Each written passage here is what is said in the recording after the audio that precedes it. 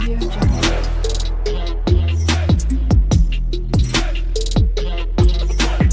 Audio Jungle. Hello guys, my name is Shruti and welcome to my channel. तो जैसे कि देखो, आपको थंबनेल से पता ही चल ही गया होगा कि आज हम देखने वाले हैं रिएक्ट जेएस में टेलविन सीएसएस का फुल ट्यूटोरियल। तो फुल ट्यूटोरियल के अंदर हम क्या क्या देखने वाले, बेसिकली मैं उस बारे में बताती हूँ पहले। ओके, तो बेसिक देखो, मैं इतना अच्छा वीडियो बनाने वाली हूँ ना, जिसके अंदर आपको ना टेलविन सीएसएस फिर से कहीं जाके सीखने की जरूरत ही नहीं है। बेसिक पॉइंट मेरा ये है कि मोटिव मेरा ये रहने वाला है, ये वीडियो देखोगे उसके बाद आप टेलविन सीएसएस मतलब आप एकदम एक्सपर्ट बन ही जाओगे। आपको टेलविन सीएसएस है क्या वो भी ना पता चले, तब भी आपको ये वीडियो देखने के बाद सब चीज़ें पता चले कि एक्चुअली ये क्या रहता है, क्या नहीं रहता है, इसका यूज़ कैसे करना है। तो मेरा मोटिव वही है कि ईजी और क्विकली आप सीखो ये सारी चीज़ें, बस ये की वीडियो में है ना। तो इस वजह से मैंने ये वीडियो निकालने के बारे में सोचा। चलो फिर मैं यहाँ आपको टॉपिक्स बता देती हूँ, हम कैसे स्टेप बाय स्टेप जाएंगे, ठीक है। तो जैसे देखो, सबसे पहले हम रिएक्ट जेएस इंस्टॉलेशन हमारा ऑलरेडी हो चुका है। अगर आप मेरा रिएक्ट जेएस प्लेलिस्ट नहीं देखा होगा तो ज़रूर चेक करना। ओके, उसी का कंटिन्यू पार्ट कर रही हूँ बेसिकली। तो उससे पहले बड़े वीडियोस देखोगे तभी तो आपको ये वाला वीडियो समझ में आएगा। ओके, सिंपल है, रिएक्ट जेएस इंस्टॉल होकर सारी चीज़ें करके रखी है, सिर्फ अभी मैं टेलविन सीएसएस पर वीडियो निकाल रही हूँ, ठीक है। अब एक बार चेक कर लेना लेकिन। ओके, फिर देखो सिंपल क्या करने वाले, टेलविन सीएसएस को रिएक्ट जेएस में इंस्टॉल करेंगे। ओके, इंस्टॉल करने के बाद हम उसका देखेंगे। लाइक सिंपली मैं बेसिक ट्यूटोरियल बोलने वाली हूँ, जिसके अंदर आप हम वही देखेंगे, लाइक मार्जिन पैडिंग कैसे लगता है, हम एक कीवर्ड को या कुछ भी कैसे कॉल करते हैं, इमेज को कैसे कॉल करते हैं, बहुत बेसिक चीज़ें देखेंगे। क्योंकि इन केस आपके पास कोड आ जाता है, आपको उसमें चेंजेस करते टाइम आपको दिक्कत ना हो, ठीक है। इस वजह से मैंने सोचा कि पहले आपको थोड़ा ट्यूटोरियल देते हैं इस बारे में, ठीक है। तो कॉपी पेस्ट वाला ट्यूटोरियल रहने वाला है हमारा वो भी। ओके, तो सिंपल हम रखने वाले हैं इंस्टॉलेशन के बाद, ठीक है। उसके बाद हम आते हैं थर्ड पर, जहाँ पे मैं एक वेबसाइट क्रिएट करके दिखाऊंगी इसी वीडियो में। ओके, एक सिंपल सा वेबसाइट क्रिएट करेंगे लोगों में, बहुत बेस्ट। लेकिन हम कोड नहीं लिखेंगे। ओके, बहुत मतलब अभी देखो, अगर आपको HTML आते हैं, आप कभी कोड लिखते बैठते हो क्या? नहीं ना, आप कहीं से तो उठा लेते हो ना कोड को, और उसमें चेंजेस करके अपना कोड बना देते हो। तो सेम आज हम वही करेंगे। आपको बस मालूम होना चाहिए टेलविन सीएसएस है क्या। उसके बाद हम क्या करेंगे, कोड कहीं से क्या, कहीं से उठाना, क्या करना, वो सारी चीज़ें बताऊंगी। वहाँ से उठा लेंगे, अपने में कोड डाल देंगे और वहाँ से चेंजेस कर देंगे और हमारा एक वेबसाइट बना के रेडी भी कर देंगे। ओके, तो बिल्कुल मिस मत करना। मतलब एज अ बिगनर आप ज्वाइन कर चुके हो ना इस वाले वीडियो को, तो यहाँ पे हर एक पॉइंट बहुत ही मैटर करता है आपके लिए। ओके, एज अ बिगनर आप अगर ज्वाइन करे हो तो, ठीक है। तो इसीलिए बिल्कुल भी मतलब कहीं पर भी स्किप मत करना, एंड तक ज़रूर देखना।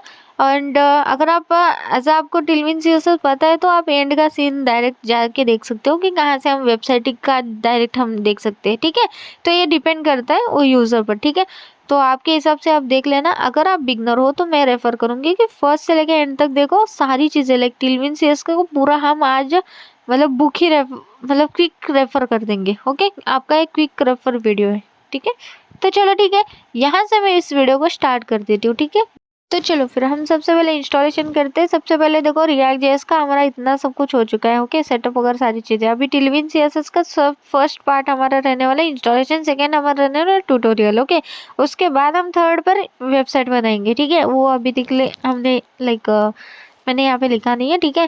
और ट्यूटोरियल हमारा बेसिकली क्या होने वाला, कॉपी पेस्ट वाला ट्यूटोरियल। ओके, मैं कुछ ऐसा मतलब लिखते नहीं बैठने वाली हूँ, जैसे यूट्यूबर बहुत बड़ा ऐसा टाइम वेस्ट करते हैं ना, वैसा नहीं करने वाली हूँ। मैं डायरेक्ट आपको बताऊंगी इसका क्या यूज़ होता है, क्या नहीं होता है, वो सारी चीज़ें जल्दी जल्दी में हम सीखेंगे। यानी कि क्विक रेफ, यानी कि बहुत जल्दी में हम लोग ये टेलविन सीएसएस सीख जाएंगे, ठीक है। इतना ही मेरा ये है, ठीक है। देखो, अभी सबसे पहले मैं टर्मिनल ओपन कर दिया, इसको क्लियर कर देते हैं और यहाँ पे कोड डॉट करके हम इसका VS कोड में ओपन कर देते हैं ये पूरा प्रोजेक्ट, ठीक है। हमारा ये इतना प्रोजेक्ट हमने क्रिएट करा था। अगर आपने पिछला वीडियो नहीं देखा होगा तो ज़रूर देखना। ओके, उसके बाद हम क्या करते हैं, npm स्टार्ट कर देते हैं, हमारा प्रोजेक्ट रन कर देते हैं, ठीक है। मैं सिंपल आपको रन करके आपका हमारा जो प्रोजेक्ट है वो दिखा देती हूँ। तो बहुत सिंपल है, हाय श्रुति मैंने लिखा होगा तो आपको दिखा देती हूँ।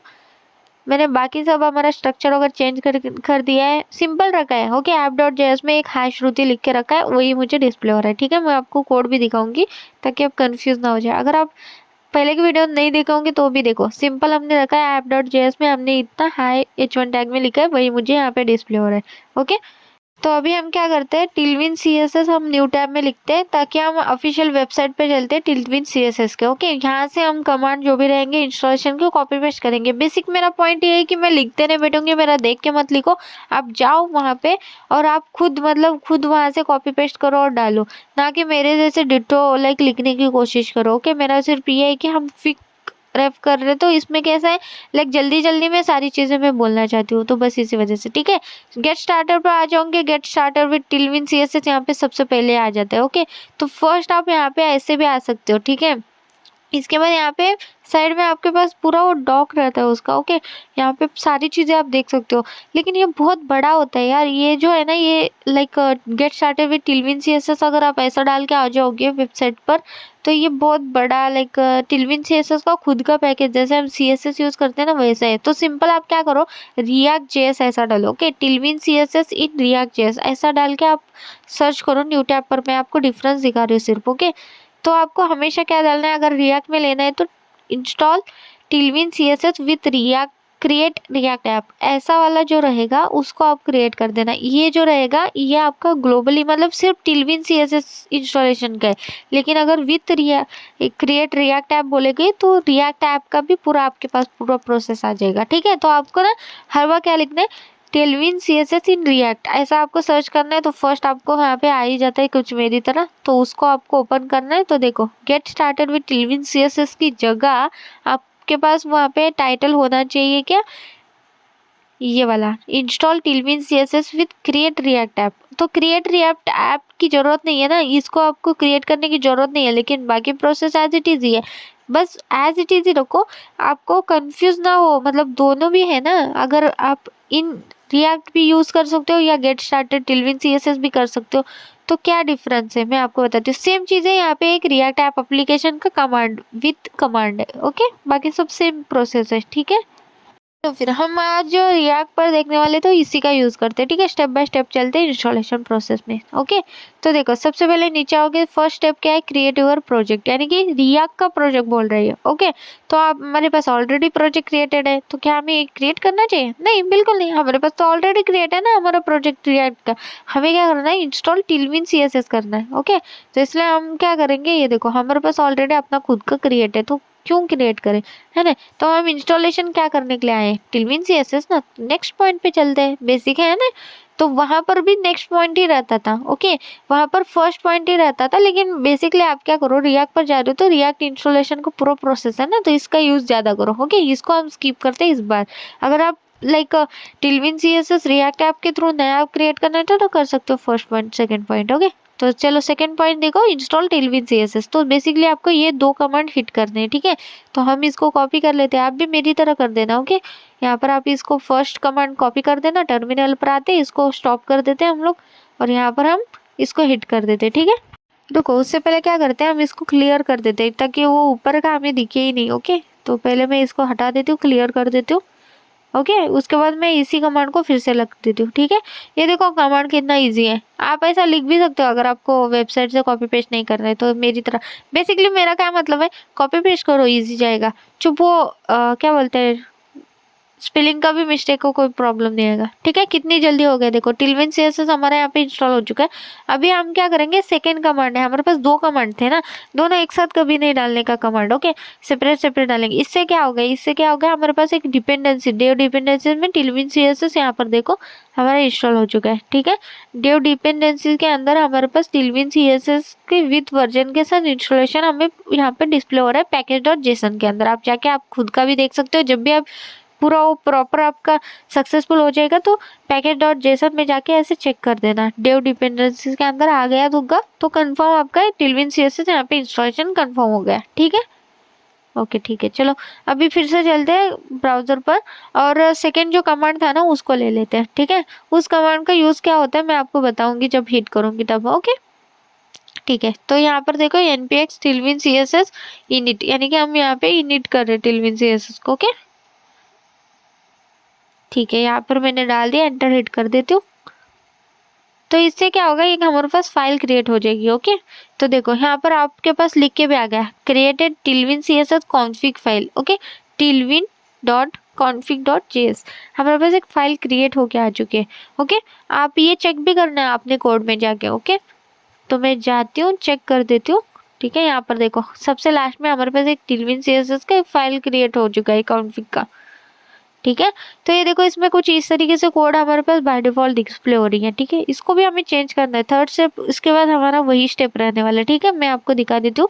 आप सिर्फ ना वो बेसिकली गाइडेंस पे चले जाना, मतलब खुद के वेबसाइट पर। यहाँ पर आपको सारी चीज़ें मिल जाती है। जैसे ये जो कॉन्फ़िग फाइल है ना, इसमें से ये चेंज कर दो, ये वाला कोड ऐड कर दो। ओके, तो बेसिकली क्या करना है, यहाँ पर हमारे पास कॉपी पेस्ट का, वहाँ पे हमारे पास ये है। ओके, वहाँ पे हम कॉपी कर लेंगे यहाँ पर क्लिक करके। ठीक है, कॉपी कर दिया ये पूरा फाइल। ओके, तो यहाँ से ये जो भी था हमारा, इसको हटा देते हैं सिलेक्ट ऑल करके। ओके, मैं साइड से सिलेक्ट ऑल हो गया था। ठीक है, हटा देते हैं और जो कॉपी करा था उसको पेस्ट कर देंगे। बस इतना ही करना है। ओके, सेव कर दो। बस इसमें डिफरेंस क्या है, कंटेंट के अंदर ये वाला लाइन आ जाता है। ठीक है, पहले हमारे पास कंटेंट जो था उसके अंदर कुछ नहीं था। अभी कंटेंट हमारा SRC फाइल के अंदर के जो भी फाइल्स है उसको हमने एक एज अ कंटेंट टिलविन CSS के अंदर यूज करने वाले, इसमें यहाँ पे डिफाइन कराया हुआ है। ओके, ठीक है। सो नेक्स्ट देखो, फोर्थ पॉइंट है हमारे पास है add the Tailwind directories to your CSS। Okay, तो इसमें क्या करना है, बेसिकली ये जो 3 हमारे पास आ चुके हैं, इसको हमें डालने हैं SRC के अंदर index.css के अंदर। इसको पहले कॉपी कर लेते हैं। ठीक है, SRC के अंदर हमारे पास index.css हमारे पास क्या है, ग्लोबल CSS है। ओके, आपको मैंने फोल्डर स्ट्रक्चर में सारी चीज़ें बोली है। ठीक है, अगर SRC फाइल के अंदर index.css के अंदर चलते हैं तो ये मेरा ग्लोबली CSS है। यहाँ पर अगर मैं कुछ भी CSS डालती हूँ तो ये ग्लोबली पूरे वेबसाइट में चल जाता है, यानी कि पूरे ऐप में चल जाता है। तो इसलिए यहाँ पे ये डालना है चीज़। ओके, तो यहाँ पे फर्स्ट टाइम आप अगर डालोगे ना तो ऐसे कुछ एरर डिस्प्ले होता है आपको। ओके, वार्निंग है वैसे, unknown at rule @tilwin CSS। Okay, unknown at rules, ऐसा कुछ आपको वार्निंग डिस्प्ले होता है। इसको कुछ ऐसा मतलब अच्छा नहीं दिखता है ना, ऐसा लगता है कि एरर आ चुका है। ठीक है, इसको हमें लाइक रिमूव करने का एक तरीका भी है। तो बेसिकली उसको आपको एक्सटेंशन को इंस्टॉल करना है, तो मैं वो भी बता देती हूँ इसी में। ओके, वैसे आपको यहाँ पर जाना है एक्सटेंशन के अंदर। ठीक है, यहाँ पर चलते हैं तो यहाँ पर हमारे पास एक एक्सटेंशन रहता है। ठीक है, इसको रिमूव करने का। तो ये क्या है, तो ये है पोस्ट CSS बोल के। तो पोस्ट CSS हम अगर यूज़ करते हैं ना तो ये वाला एरर चला जाता है। ठीक है, इसको ये वाला मैं इसको ओपन करके आपको पूरा फुल नेम दिखा देती हूँ। ठीक है, इसको ओपन कर देते हैं। सिंपली आपको फर्स्ट जो भी आता है उसको ओपन करना है, कुछ इस तरीके से लोगो वगैरह सारी चीज़ें। ठीक है, post CSS language support. Okay, इसको इंस्टॉल कर देना आप। तो इसको जैसे ही इंस्टॉल कर दोगे तो जो index.css के अंदर हमारा जो एरर टाइप आ रहा था ना, जो नीचे लाइन आ रही थी येलो कलर की, वो चली जाती है। ठीक है, ये पोस्ट CSS में अप्लाई होता है, मतलब पोस्ट CSS को ये लाइक एक्सेस करता है। ओके, इस वजह से हमारा क्या होगा कि जैसे हमने इसको इंस्टॉल कर दिया एक्सटेंशन को, इसने अप्लाई कर दिया यहाँ पर, यानी कि ये कंफर्ट हो गया। ओके, इस वजह से इसने एरर नहीं दिया। ठीक है, तो ऐसे आप इसको रिमूव भी कर सकते हो आप, अगर आपको ऐसा लग रहा है। वैसे तो कुछ फर्क नहीं पड़ता है एज रखे गए तो भी, लेकिन तब भी यार लाइक अच्छा नहीं दिखता है ना, तो बस इसीलिए। ठीक है, उसके बाद देखो स्टार्ट योर बिल्ड प्रोसेस। तो यहाँ पे आप बिल्ड प्रोसेस कर सकते हो npm रन स्टार्ट करके। ठीक है, तो यहाँ पे हमें बिल्ड करने की जरूरत नहीं है, हमारे पास क्या है, हमें रन करना है सिंपल। तो हम क्या करते हैं, npm स्टार्ट करते हैं ना, तो सिंपली हम npm स्टार्ट कर देंगे। क्लियर कर देती हूँ मैं पहले इसको, और या तो npm रन बिल्ड कर दो या तो npm स्टार्ट कर दो। हम सिंपली लोकली हम चालू कर रहे हैं तो हम npm स्टार्ट कर देते हैं। ठीक है, तो बस टिलविन CSS हमारे यहाँ पे इंस्टॉल हो चुका है। ओके, कितना ईजी है ना, मतलब आप कोई दिक्कत आई क्या, मतलब कोई एरर आता ही नहीं है इसमें अगर देखा जाए तो। ओके, अगर मेरी तरह डिट्टो आपने कॉपी पेस्ट करा होगा, कोई गड़बड़ नहीं करी होगी, तो फिर आपको कोई एरर नहीं आएगा। ओके, ठीक है, यहाँ पे रिफ्रेश हो रहा है, ये थोड़ा सा लोड हो रहा है। देखते हैं, हमारा CSS लग के हमारे पास आ चुका है। ये देखो, हाय श्रुति, कुछ इस तरीके से हमारे पास डिस्प्ले हो रही है अभी। ठीक है, इसको मैं बड़ा कर लेती हूँ। ठीक है, ये देखो कुछ इस तरीके से हाय श्रुति मेरे पास डिस्प्ले हो रही है। ठीक है, तो अभी क्या हम टेस्ट करें इसको, हाँ टेस्ट करते हैं। यहाँ पे नीचे हमारे पास टेस्ट करने के लिए कोड भी दिया गया है। ओके, अगर आपको पता ही नहीं है कोड क्या वर्क होता है क्या नहीं, क्या करो, सिंपली क्लास लिखो। क्लास में जो भी वो टिलविन CSS का, जैसे बूटस्ट्रैप का क्लासेस रहते हैं ना, टिलविन CSS के भी क्लासेस रहते हैं। As it is class name के अंदर जो भी लिखा हुआ है इसको कॉपी कर लेते हैं, और कॉपी करके हम अपने H1 टैग के अंदर डालते हैं। हाय श्रुति जहाँ पे हमने लिखा है, लेकिन app.js के अंदर लिखा है ना, तो यहाँ पर इस क्लास को हम पेस्ट कर देंगे। ठीक है, हम देखेंगे ना कि हमारा टिलविन CSS प्रॉपरली लाइक हो चुका है क्या नहीं, इसके अंदर क्या क्या है देखो। तो मैं यहाँ पे आती हूँ, रिफ्रेश कर देती हूँ इसको एक बार, तो कुछ हो रहा है। इसको मैं क्या करती हूँ, मेरा ओरिजिनल जो भी लाइक साइज था इसका एज इट इज रख देती हूँ। ठीक है, इसका इसमें क्या क्या है देखो, टेक्स्ट 3XL है, फॉन्ट बोल्ड है, अंडरलाइन है। अंडरलाइन अभी तक नहीं आई, यानी कि यहाँ पे टिलविन CSS हमारा वर्क ही नहीं हुआ है ना। तो अंडरलाइन आ जाता तो फिर हो जाता ना। तो बेसिकली क्यों नहीं आया देखो, क्यों नहीं आया, क्योंकि यहाँ पर देखो हमने यहाँ पर index.js के अंदर ऐप कंपोनेंट को कॉल करा है। ठीक है, ऐप कंपोनेंट तो कॉल हो रहा है, index.js के अंदर index.css फाइल हमने कॉल ही नहीं करा, जिसके अंदर हमने टिलविन CSS की ये फाइल्स हमने एक्सेस करा है। ओके, तो ये वाला फाइल हमने इंपोर्ट ही नहीं करा था index.js के अंदर, इसी वजह से वो हमें अप्लाई ही नहीं हुआ। तो बेसिकली एक बार ये चेक कर लेना आप भी। ओके, अपने सिस्टम में, क्या आपके सिस्टम में index.js के अंदर index.css को इंपोर्ट करा हुआ है या नहीं है। ओके, सिंपली हमको इंपोर्ट लिखना है और डायरेक्ट आपको एक्सेस करना है। ओके, ना कि फॉर्म यूज करके। ठीक है, डायरेक्ट आप उसका पाथ दे दो, app.css, सॉरी index.css, सॉरी। ठीक है, हो गया। तो अब यहाँ पे अप्लाई हो जाएगा। ओके, क्योंकि हमने index.css को अप्लाई कर दिया, यानी कि वहाँ पे आ जाएगा। देखो बोल्ड भी हुआ, उसका 3x साइज भी आ गया और अंडरलाइन भी आ गई। देख रहे हो, ये एक्चुअली इतना बड़ा क्यों दिख रहा है, ओरिजिनल साइज इसकी देखो 3x में इतनी है, मैंने जूम किया था ना आपको दिखने के लिए, तो 3x साइज में इतना दिख रहा है और बोल्ड भी हुआ, अंडरलाइन भी आया, यानी कि हमारा टिलविन CSS यहाँ पे अप्लाई हो गया। तो इससे इस तरीके से आपको समझ में आ जाएगा। और आपको इतने तो कमांड, आपको मतलब इतने तो आपको इसके क्लासेस पता ही चल गए होंगे। टेक्स्ट 3x हमने करा, यानी कि टेक्स्ट की साइज बढ़ाई। फॉन्ट बोल्ड करा, यानी कि फॉन्ट बोल्ड ऐसा होता है। अंडरलाइन लिखा तो अंडरलाइन हो गया। तो देखा, अगर मैं बोल्ड निकाल देती हूँ, अंडरलाइन एज इट इज रख देती हूँ और अंडरलाइन भी निकाल देते हैं। ठीक है, टेक्स्ट हम सिर्फ 3XL लिखते हैं, उसकी जगह पे 3 की जगह हम चेंज करते हैं 5XL। तो देखते हैं इसका, ये देखो, हाय श्रुति, ये अंडरलाइन निकालने, सॉरी बोल्ड निकालने के बाद इसकी ओरिजिनल जो साइज है ना, जो क्या बोलते हैं, वेट है ना, वो देखो, विड्थ में भी कितना है ना। तो अभी हम क्या करते हैं, इसको टेक्स्ट रेड करते हैं, टेक्स्ट रेड, और यहाँ पे इसको हम नंबर देते हैं, यानी कि ये सारी चीजें मैं आपको बताऊंगी, आपको ऐसे कलर देना है, इतने याद रखो। ओके, टेक्स्ट रेड हम नॉर्मली बूस्टरअप में देते थे, यहाँ पे उसको नंबर देने हैं। तो नंबर क्या है मैं आपको बताऊंगी बाद में। ठीक है, तो हाय श्रुति कुछ इस तरीके से आपको दिख रहा है ना। तो देखा, मतलब कितना इजी है। ओके, अब हमारा इंस्टॉलेशन खत्म हो गया है ना, हमने कितना इजीली हमने टिलविन CSS को रिएक्ट जेएस में इंस्टॉलेशन को पूरा देख लिया और 2-3 क्लासेस देख ली, जो अभी आपके समझ में नहीं आ रही होंगी कि क्या है। मतलब क्लासेस तो हम दे रहे हैं, समझ में तो आ रहा है कि क्लासेस बूस्टरअप की तरह ही है, लेकिन कुछ थोड़े चेंजेस है। जैसे हमने रेड करा, उसके सामने नंबर क्या दिया, या फिर लाइक टेक्स्ट हमने फॉन्ट जो भी लिखा था वो छोड़ो।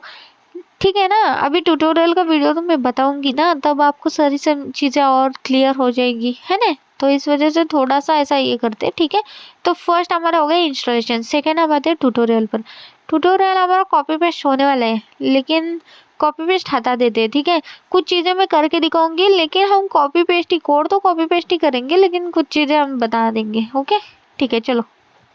तो फाइनली हमारा यहाँ पे ये इंस्टॉलेशन प्रोसेस खत्म हो चुका है। तो अभी ट्यूटोरियल पर हम स्टार्ट कर देते हैं। ठीक है, तो सिंपली हम क्या करते हैं, फिर से सारी चीज़ें क्लियर कर दी और npm स्टार्ट कर दिया। ठीक है, तो जो भी हाई श्रुति के अंदर मैंने CSS डाले थे उसको हटा दिया। अभी मैं फर्स्ट स्टेप बाय स्टेप चलते हैं ना, तो बस इसीलिए। तो हाई श्रुति मेरा बाय डिफॉल्ट जो टिलविन CSS का एज इट इज़ वो जो भी CSS लेके हमें डिस्प्ले करता है हाई श्रुति का फॉन्ट, वो मुझे डिस्प्ले हो जाएगा। थोड़ा वेट करते हैं, वैसे रन हो रहा है मेरा प्रोजेक्ट। ओके, तो बेसिकली ट्यूटोरियल मेरा बहुत ही सिंपल होने वाला है, यानी कि क्विकली हम सीखने वाले ट्यूटोरियल। ओके, तो इसमें बेसिकली मेरा पॉइंट यही है कि जल्दी से सीख लो यार। मतलब CSS में इतना टाइम वेस्ट कौन करेगा। रिएक्ट में ठीक है, रिएक्ट का पूरा एप्लीकेशन आपको बनाना पड़ता है। ठीक है, CSS हम नॉर्मली CSS कैसे यूज़ करते हैं वही टिलविन CSS है, बूस्टरअप कैसे यूज़ करते हैं वही टेलविन सीएसएस है। बेसिकली मेरा ये है कि अभी देखो, जैसे आपको अगर बूटस्ट्रैप आता है तो बूटस्ट्रैप के आप सारे क्लासेस, सारे कुछ भी कोड रहता है, आप बूटस्ट्रैप के वेबसाइट पे जाके लेके आते हो ना, मतलब कॉपी पेस्ट करते हो फिर चेंजेस करते हो। मेरा मोटिव वही है कि टेलविन सीएसएस का भी सेम हो जाए। ओके, टेलविन सीएसएस का बेसिक पॉइंट आपको मालूम हो जाए कि कैसे हम इसको पैडिंग देते हैं, मार्जिंग देते हैं, कुछ भी चेंजेस करते हैं, बस उसके बाद आपको सारी कोड आपको मिल जाए और एज इट इज आप यूज करने लगो। ऐसा मेरा ये है। ओके, ऐसा आप सीखो। 2024 में वैसे देखा जाए तो कोई भी कॉपी पेस्ट करना ज़्यादा पसंद करता है, किसी को भी ऐसे लिखते नहीं बैठना पसंद है। ओके, जैसे मैं खुद भी कुछ भी चीज़ें अगर मुझे चाहिए तो मैं ऑनलाइन ले लेती हूँ और मैं चेंजेस करके अपना खुद का बना देती हूँ। ओके, मैं खुद यहाँ पे स्टार्टिंग से लेके एंड तक कोड नहीं लिखते बैठती हूँ। उतना टाइम किसके पास है और उतना पेशेंस भी किसके पास है ना। आता है बस ना, कोड हमको पता है कि क्या चेंज करने के बाद क्या होता है, बस उतना ही मायने रखने चाहिए बस। तो टेलविन सीएसएस का मुझे वैसा ही आपको बोलना है, ऐसे आपको जैसे बूटस्ट्रैप हम सीखते हैं वैसे हम टेलविन सीएसएस इतना इजी देखेंगे। ओके, तो मेरा यही है पॉइंट आज का। ओके, तो चलो ट्यूटोरियल के अंदर चलते हैं। जैसे हाय श्रुति मैंने एज इट इज लिखा था, टेलविन सीएसएस का यूज हुआ है ऑलरेडी, हमने चेक कर चुका है। तो हाय श्रुति एज इट इज मुझे डिस्प्ले हो रहा है। तो ट्यूटोरियल्स के अंदर बेसिक ट्यूटोरियल्स देखेंगे। ओके, तो बेसिक पॉइंट जैसे कुछ चीजें आपको पता होनी चाहिए तो बस वो होनी चाहिए बोल के मैं आपको बता रही हूँ, ऐसा समझो। ओके, ठीक है, तो देखो सबसे पहले हमारे पास सिंपली हम क्या करते हैं, अभी हमारे पास हेडिंग है, ये समझो कि हाय श्रुति एज अ हेडिंग है हमारे पास। तो हेडिंग के क्लासेस कितने हो सकते हैं कि जिसके थ्रू हम इसको लाइक मोर अट्रैक्टिव बना सकते हैं। ठीक है, तो इस वजह से मैंने सोचा इसका पहले बोलते हैं, क्योंकि ये बेसिक है ना, आपको ये पता होनी चाहिए। लाइक एक टेक्स्ट, आप इसको नॉर्मली हम टाइपोग्राफी बोलते हैं बूटस्ट्रैप में, पता है ना, तो इसको भी हम यहाँ पे टाइपोग्राफी बोलेंगे। तो टाइपोग्राफी की जो भी क्लासेस है आपको बेसिक इतने पता होनी चाहिए, जो हम अभी देखेंगे। ठीक है, तो जैसा मैंने बोला था फॉन्ट, टेक्स्ट साइज, या यही सारी चीजें, इसी को हम बोलते हैं लाइक हेडिंग टाइपोग्राफी। उसमें क्लासेस कितने आते हैं, बूटस्ट्रैप में आपने सीखा होगा, यहाँ पर भी बहुत जल्दी सीख जाओगे। ठीक है, अगर आपको बूटस्ट्रैप आता है तो ये तो बहुत इजीली सीख जाओगे आप। ठीक है, चलो ठीक है, तो सबसे पहले हेडिंग का ही देखते हैं, क्लासेस जो भी हम यूज करते हैं। ठीक है, ठीक है, तो सबसे पहले मैं आ गए अपने कोड के अंदर। देखो सिंपली हमारे पास h1 टैग है, एज अ हेडिंग है। Okay, h1 tag as a heading ही वर्क होता है। ठीक है, मैं यहाँ पे हाय श्रुति वेलकम मैंने लिख दिया। ठीक है, अभी मैंने इसको और अट्रैक्टिव बनाना है। ठीक है, मतलब थोड़ा सा और बड़ा साइज या अट्रैक्टिव एज अ हेडिंग वो दिखना चाहिए ना। h1 टैग तो पता है हमें, h1 टैग यानी कि हेडिंग ही है, लेकिन कितना छोटा दिख रहा है यार, देख रहे हो ना पूरे पेज में वो कितना छोटा लग रहा है। तो एज अ हेडिंग आप ऐसा डिस्प्ले थोड़ी ना करोगे, इसको हम CSS देंगे, यानी कि टेलविन CSS का यूज करेंगे हेडिंग को। ओके, तो उसके क्लासेस देखो, बेसिक क्लासेस हम लगा देते हैं। ठीक है, तो सिंपली हमको क्लास कैसे डिफाइन करना है, क्लास नेम। ओके, यानी कि यहाँ पे रिएक्ट में हमें क्लास यानी कि क्लास नेम के थ्रू हमें क्लासेस डिफाइन करने। ठीक है, ठीक है, सबसे पहले हम साइज का देखते हैं। ठीक है, तो साइज आपको कैसे देना है, जैसे टेक्स्ट, हमारे पास ये टेक्स्ट है, उसके बाद एक्सेल, ये हमारे पास मीडियम साइज आता है। ओके, एक्सेल से लेके देखो 9 एक्सेल तक आपके पास पूरे साइज आप इंक्रीज कर सकते हो। जैसे मैं यहाँ पे 8 दे देती हूँ, 8 आपका इतना आ जाएगा। अगर मैं 9 दे देती हूँ तो देखो कितना बड़ा आता है। तो देखो आप अपने हिसाब से आपका टाइटल का साइज जो है ना वो रख सकते हो। तो सिंपली याद रखो, एक्सेल से लेके 8 एक्सेल तक आप यूज कर देना। वैसे SM भी है लेकिन उसका बहुत छोटा होता है वो। तो हेडिंग एज आप एक्सेल से लेके 9 एक्सेल तक यूज कर देना। और लास्ट है बेस। ओके, तो बेस मतलब सबसे आपका P टैग। ओके, तो बेस आप रख सकते हो एज आपके पास लाइक हेडिंग नहीं है ये, एज आपके पास एक पैराग्राफ देना होगा तो आप बेस दे देना। तो बेसिकली मेरा यही पॉइंट है, सबसे छोटा अगर आपको साइज देना है तो बेस रखना है, और सबसे बड़ा आपको देना है तो 9 एक्सेल रखना है। और बाकी आप बीच में जैसे डालो, एक्सेल डालो, डबल एक्सेल डालो, 3 4 5 6 7 8 9, आप अपने हिसाब से उसका साइज आप अपने हिसाब से बढ़ा देना। ठीक है, नेक्स्ट क्लास देखो, क्लास को हमें कलर देना है। तो क्लास रेड दोगे सिर्फ, जैसे हम बूटस्ट्रैप में देते तो वर्क नहीं होता है। तो बूटस्ट्रैप में जैसे हम देते तो वो वर्क नहीं होगा, क्योंकि यहाँ पे क्लास जो है ना, रेड के साथ आपको वेरिएंट देना है उसका, कि कितना आपको उसका वेरिएंट चाहिए। तो मैं क्या करती हूँ, आपको ट्यूटोरियल दिखा देती हूँ ऑफिशियल वेबसाइट से ही। ओके, सिंपली आपको क्या करना है, टेलविन CSS डालना है। और गेट स्टार्टेड पर आ जाओगे यहाँ पर, ठीक है।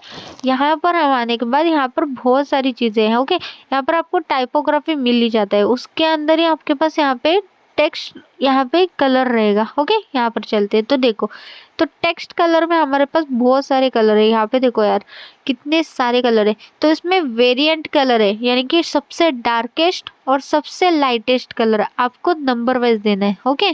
तो 950 अगर आप दोगे सबसे डार्केस्ट कलर हो जाएगा वो, अगर 50 दोगे सबसे लाइटेस्ट कलर, ओके। तो ये वेरिएंट हम बोलेंगे इसको, ओके। ये आपको दिख रहा है कि हाई श्रुति लिखा हुआ है, पिंक कलर में आ चुका है, यानी कि एक्चुअल में ये रेड कलर है, ओके। लेकिन इसका हमने वेरिएंट कितना दिया है, यानी कि उसका साइज कितना दिया, 50 दिया है, यानी कि सबसे लाइट कलर वो ले रहा है। अगर मैं इसी को 950 कर देती हूँ तो देखो कितना डार्केस्ट हो गया रेड कलर। तो आपको याद रखना है कलर का साइज आपको देना है 50 से लेके 950 तक, उसके बीच में आप कितना भी दे दो, 850 दे दो, 800 दे दो, 450। अभी ये 450 है ही नहीं, 400 है, ओके। ओके तो 400 दोगे तो 400 एज अ उसको कलर वहाँ पे ऑलरेडी डिक्लेयर करा है। अगर आप उस रिलेटेड दोगे तो ठीक है, नहीं दोगे तो फिर वो वर्क नहीं करेगा ना, colour as it is red दिखाएगा।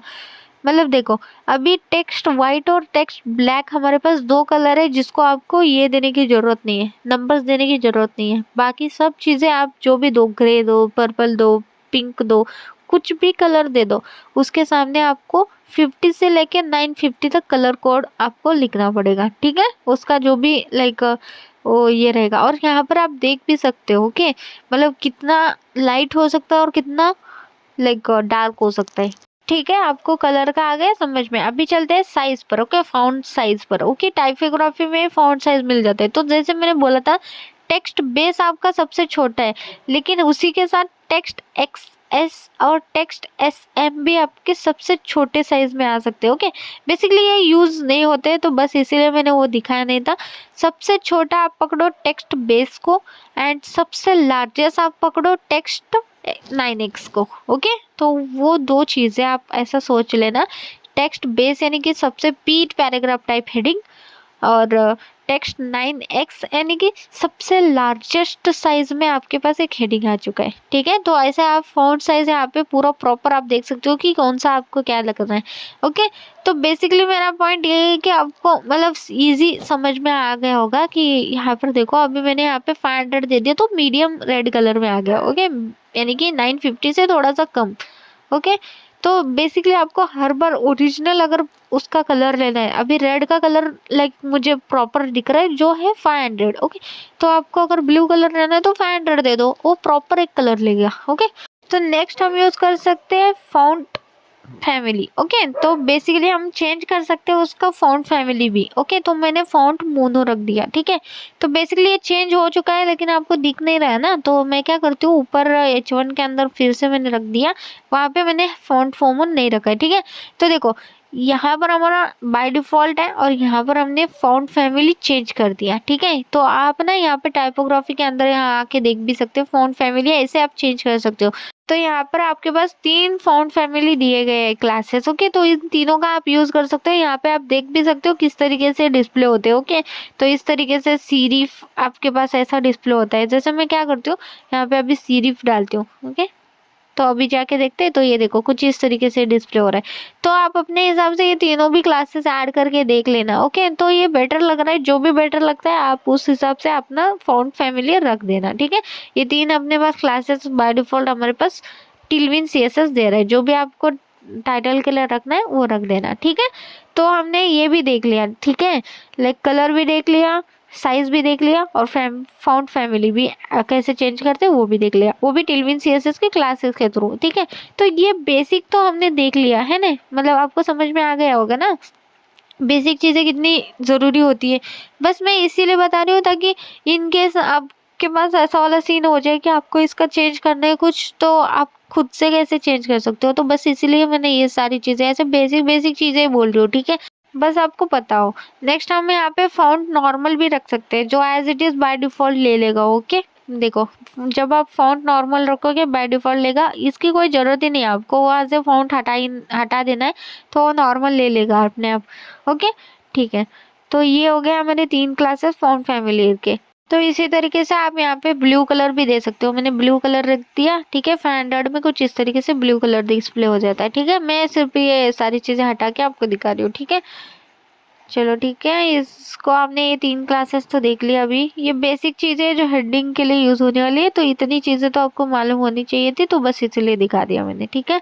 तो अभी पी टैग पर आते हैं। तो पी टैग के अंदर समझो मैंने हेलो श्रुति रखा है, सिंपल। तो ऐसा नहीं कि H1 टैग के अंदर ही ये वर्क होता है, पी टैग के अंदर भी सेम वर्क होता है। ये देखो साइज में थोड़ा सा डिफरेंस आपको दिखेगा, क्योंकि ये P tag as a paragraph work होता है ना। तो 8 एक्सेल लिखोगे तो सेम हेडिंग की तरह ही आपका साइज नहीं मिलेगा, बस इतना डिफरेंस है। बाकी सब चीजें अप्लाई पी टैग को भी होती है। बाकी कौन से भी टैग आप अप्लाई करो एज अ टेक्स्ट के लिए, उसमें ये यूज होगा, ओके। जैसे ये टैग में भी यूज होगा ये सारी चीजें, ठीक है। अगर ये टैग के अंदर कोई टेक्स्ट होगा तो सेम बटन के लिए भी यूज होगा, ठीक है। तो अभी नेक्स्ट हम क्या करते हैं, हम नेक्स्ट ग्रेडियंट कलर बैकग्राउंड में देते हैं, ओके। बैकग्राउंड कलर कैसे चेंज करते हैं वो देखते हैं, ओके। सिंपली मैंने क्या कर दिया, टेक्स्ट ब्लू का जो था उसको हटा दिया, बाद में हम लिखते हैं, ठीक है। चलो बीजी में देखो, मैं बीजी ग्रेडियंट रखना चाहती हूँ, तो सिंपली मैं लिखूंगी BG hyphen gradient hyphen 2 hyphen TR, यानी कि text right, okay. Text blue colour में दे रही हूँ। पहले तो सिंपल मैंने टेक्स्ट ब्लू कलर 800 दे दिया, क्योंकि थोड़ा सा डार्कर मुझे टेक्स्ट का कलर चाहिए ब्लू कलर में, क्योंकि वो अगर मैं ब्लैक लिखूंगी या रेड लिखूंगी तो वो कलर एज इट इज रहेगा ना। तो मैं ग्रेडियंट एज अ बैकग्राउंड देना चाहती हूँ रेड और ब्लैक कलर। तो कैसे दूंगी, देखो फ्रॉम रेड, ओके, यानी कि स्टार्ट हो जाए रेड से 600 रेड तक, यानी कि थोड़ा सा डार्किश रेड कलर, और टू ब्लैक, यानी कि ब्लैक का आप कलर नहीं दे सकते, डायरेक्ट आप ब्लैक लिखोगे तो भी वो चलेगा, ओके। उसमें कोई black black as it is रहेगा, ओके। आप लाइक नंबर दोगे तो उस हिसाब से वो लाइट वेट रहेगा, लेकिन ब्लैक लिखोगे तो डार्केस्ट रहेगा, ठीक है। तो क्या हो गया, फ्रॉम रेड से टू ब्लैक तक वो हमारे ग्रेडियंट एज अ बैकग्राउंड चलेगा, और हमारा जो एक्चुअल टेक्स्ट का कलर है ब्लू चलेगा, देखो, है ना। देखो यहाँ पे रेड कलर चल रहा है, और यहाँ से वहां तक यानी कि फ्रॉम से टू तक हमारा ब्लैक आ गया, है ना। और टेक्स्ट एज इट इज हमने ब्लू रखा है, तो ब्लू डिस्प्ले हो रहा है हमारा, ठीक है। सिंपल है। तो आप ऐसे बैकग्राउंड कलर ग्रेडियंट वाइज भी दे सकते हो। मैं क्या करती हूँ, टेक्स्ट व्हाइट रख देती हूँ, ओके। व्हाइट रख दिया तो अब बेटर लग रहा है। ब्लू उतना खास नहीं लग रहा था ना, लेकिन अभी व्हाइट थोड़ा सा बेटर लग रहा है। तो देखा, हम अगर आपको ग्रेडियंट कलर चाहिए तो सिंपली आपको बीजी ग्रेडियंट टू, कहाँ से कहाँ, यानी कि टेक्स्ट राइट टू लेफ्ट चाहिए तो TR आप लिख देना, ओके। तो और इस हिसाब से आप लाइक सिंपल अगर BG लिखना चाहते हो तो सिंपल आपको देना है BG, और उसका कलर देना है लाइक ब्लैक, और उसका जो भी लाइक नंबर देना चाहो तो नंबर दे दो, नहीं देना चाहो तो ब्लैक को तो नंबर लगेगा ही नहीं, छोड़ दो, है ना। तो चलो ठीक है, नेक्स्ट हम देखते हैं। नेक्स्ट हम यहाँ से चलते हैं, तो नेक्स्ट हम देखते हैं फाउंट स्टाइल, ओके। हमारे पास 2 क्लासेस है, एक है इटैलिक और नॉन इटैलिक, ओके। तो हम इसका यूज करेंगे इटैलिक, यानी कि थोड़ा सा आपको पता ही वो क्रॉस होता है वो वर्ड, तो वो हम ऐड करेंगे। सिंपली आपको क्या लिखना है, उसका class as it is italic लेके आके डाल देना है, ठीक है। आपको उसके सामने ना कि टेक्स्ट वगैरह लिखने की जरूरत है, ठीक है। सिर्फ इटैलिक लिख दो बस। तो टेक्स्ट हमने 9 एक्सेल रखा है, देखो रिफ्रेश कर देती हूँ तो हाय श्रुति मुझे थोड़ा सा इटैलिक वे में डिस्प्ले हो रहा है। समझो कि बाय डिफॉल्ट आपके पास एक इटैलिक में आ रहा है, उसको नॉन इटैलिक करना है, तो आपको सिंपली उसके सामने नॉन इटैलिक लिखना है, ठीक है। Not italic, sorry not italic लिखना है, तो वो नॉट इटैलिक्स हो जाएगा, है ना। उसके बाद है फॉन्ट वेट। तो आप फॉन्ट वेट भी आप ऐसे चेंज कर सकते हो, जैसे फॉन्ट वेट थिन आप रख सकते हो, सबसे छोटा थिन आप यूज कर सकते हो, ये रे यार, ठीक है। थिन आप यूज करते हो, और सबसे बड़ा हमारे पास फॉन्ट कितना रहेगा, तो सबसे बड़ा है फॉन्ट ब्लैक, ओके, या तो font extra bold, okay. Simply हम बोल्ड लिख देते हैं, तो एक्स्ट्रा बोल्ड आप लिखने की जगह आप सिंपली क्या लिखो, फॉन्ट बोल्ड ब्लैक लिख दो, तो ऑटोमेटिकली वो ब्लैक ले लेगा ना, मतलब ब्लैक कलर लेगा ना, तो ज़्यादा डिस्प्ले हो जाएगा। एक्स्ट्रा बोल्ड कैसे डिस्प्ले हो रहा है, देखो इतना बड़ा ऐसे डिस्प्ले हो रहा है ना। आप सिंपली बोल्ड लिख देते हो तो बोल्ड कैसा डिस्प्ले होता है, और एक्स्ट्रा बोल्ड लिखते हो तो कैसे डिस्प्ले होता है। तो इतने सारे क्लासेस है, आप देख लेना अपने हिसाब से टेक्स्ट कर लेना, ठीक है। चलो ठीक है, नेक्स्ट हम देखते हैं। तो नेक्स्ट हम मेरे पास है लिस्ट स्टाइल टाइप, ओके। तो उसके अंदर देखो हमारे पास 3 क्लासेस है, ओके। एक है लिस्ट नन, और दूसरा है लिस्ट डिस्क, और तीसरा है लिस्ट डेसिमल, ओके। यहीं पे रिव्यू है, ये देखो। फर्स्ट आपके पास डिस्क यूज करोगे तो ये बुलेट पॉइंट में आपको डिस्प्ले हो जाएगा। लिस्ट डेसिमल यूज करोगे यानी कि 1 2 3 में डिस्प्ले हो जाएगा। और नन यूज करोगे इसका मतलब वो क्या करेगा, आपको कोई लिस्ट में वो ये नहीं देगा, बुलेट पॉइंट या नंबर नहीं देगा। सिंपल है ना। यहाँ पर आपके पास एग्जाम्पल भी दिया गया है, तो यहीं पे देख लेते हैं हम लोग। ओके, तो यहाँ पर देखो यूवेल टैग के अंदर क्लास आप डिक्लेयर करोगे, क्लास यानी कि क्लास नेम। ओके, उसके अंदर आप उस अपने हिसाब से वो क्लासेस दे देना। तो आप कौन से क्लास यूज करना चाहते हो। एल टैग के अंदर कुछ नहीं लिखना है, आपको डेटा लिखना है, और यूएल या ओएल टैग के अंदर आपको ये क्लासेस दे देना है। ओके, सिंपल है। चलो ठीक है। नेक्स्ट हम देखते हैं टेक्स्ट अलाइन। ओके, तो ये भी आपको लाइक बूस्टरअप की तरह ही मिलेगा। ओके, इसके क्लासेस देखो, जैसे text left, centre, right, justify, start, and, same. Okay, justify लिखोगे तो उतना उतना गैप ले लेगा। आप बेसिकली जस्टिफाई ज़्यादा यूज़ करते हैं, आपको पता होगा। या तो टेक्स्ट सेंटर हम ज़्यादा यूज़ करते हैं, ठीक है। तो टेक्स्ट सेंटर, टेक्स्ट जस्टिफाई, ये सारी चीज़ें आपको पता ही होगी। तो इस तरीके से क्लासेस आप डिक्लेयर करके अपने हिसाब से आपको टेक्स्ट जहाँ पे भी डिस्प्ले करना है वो आप डिस्प्ले कर सकते हो, ठीक है।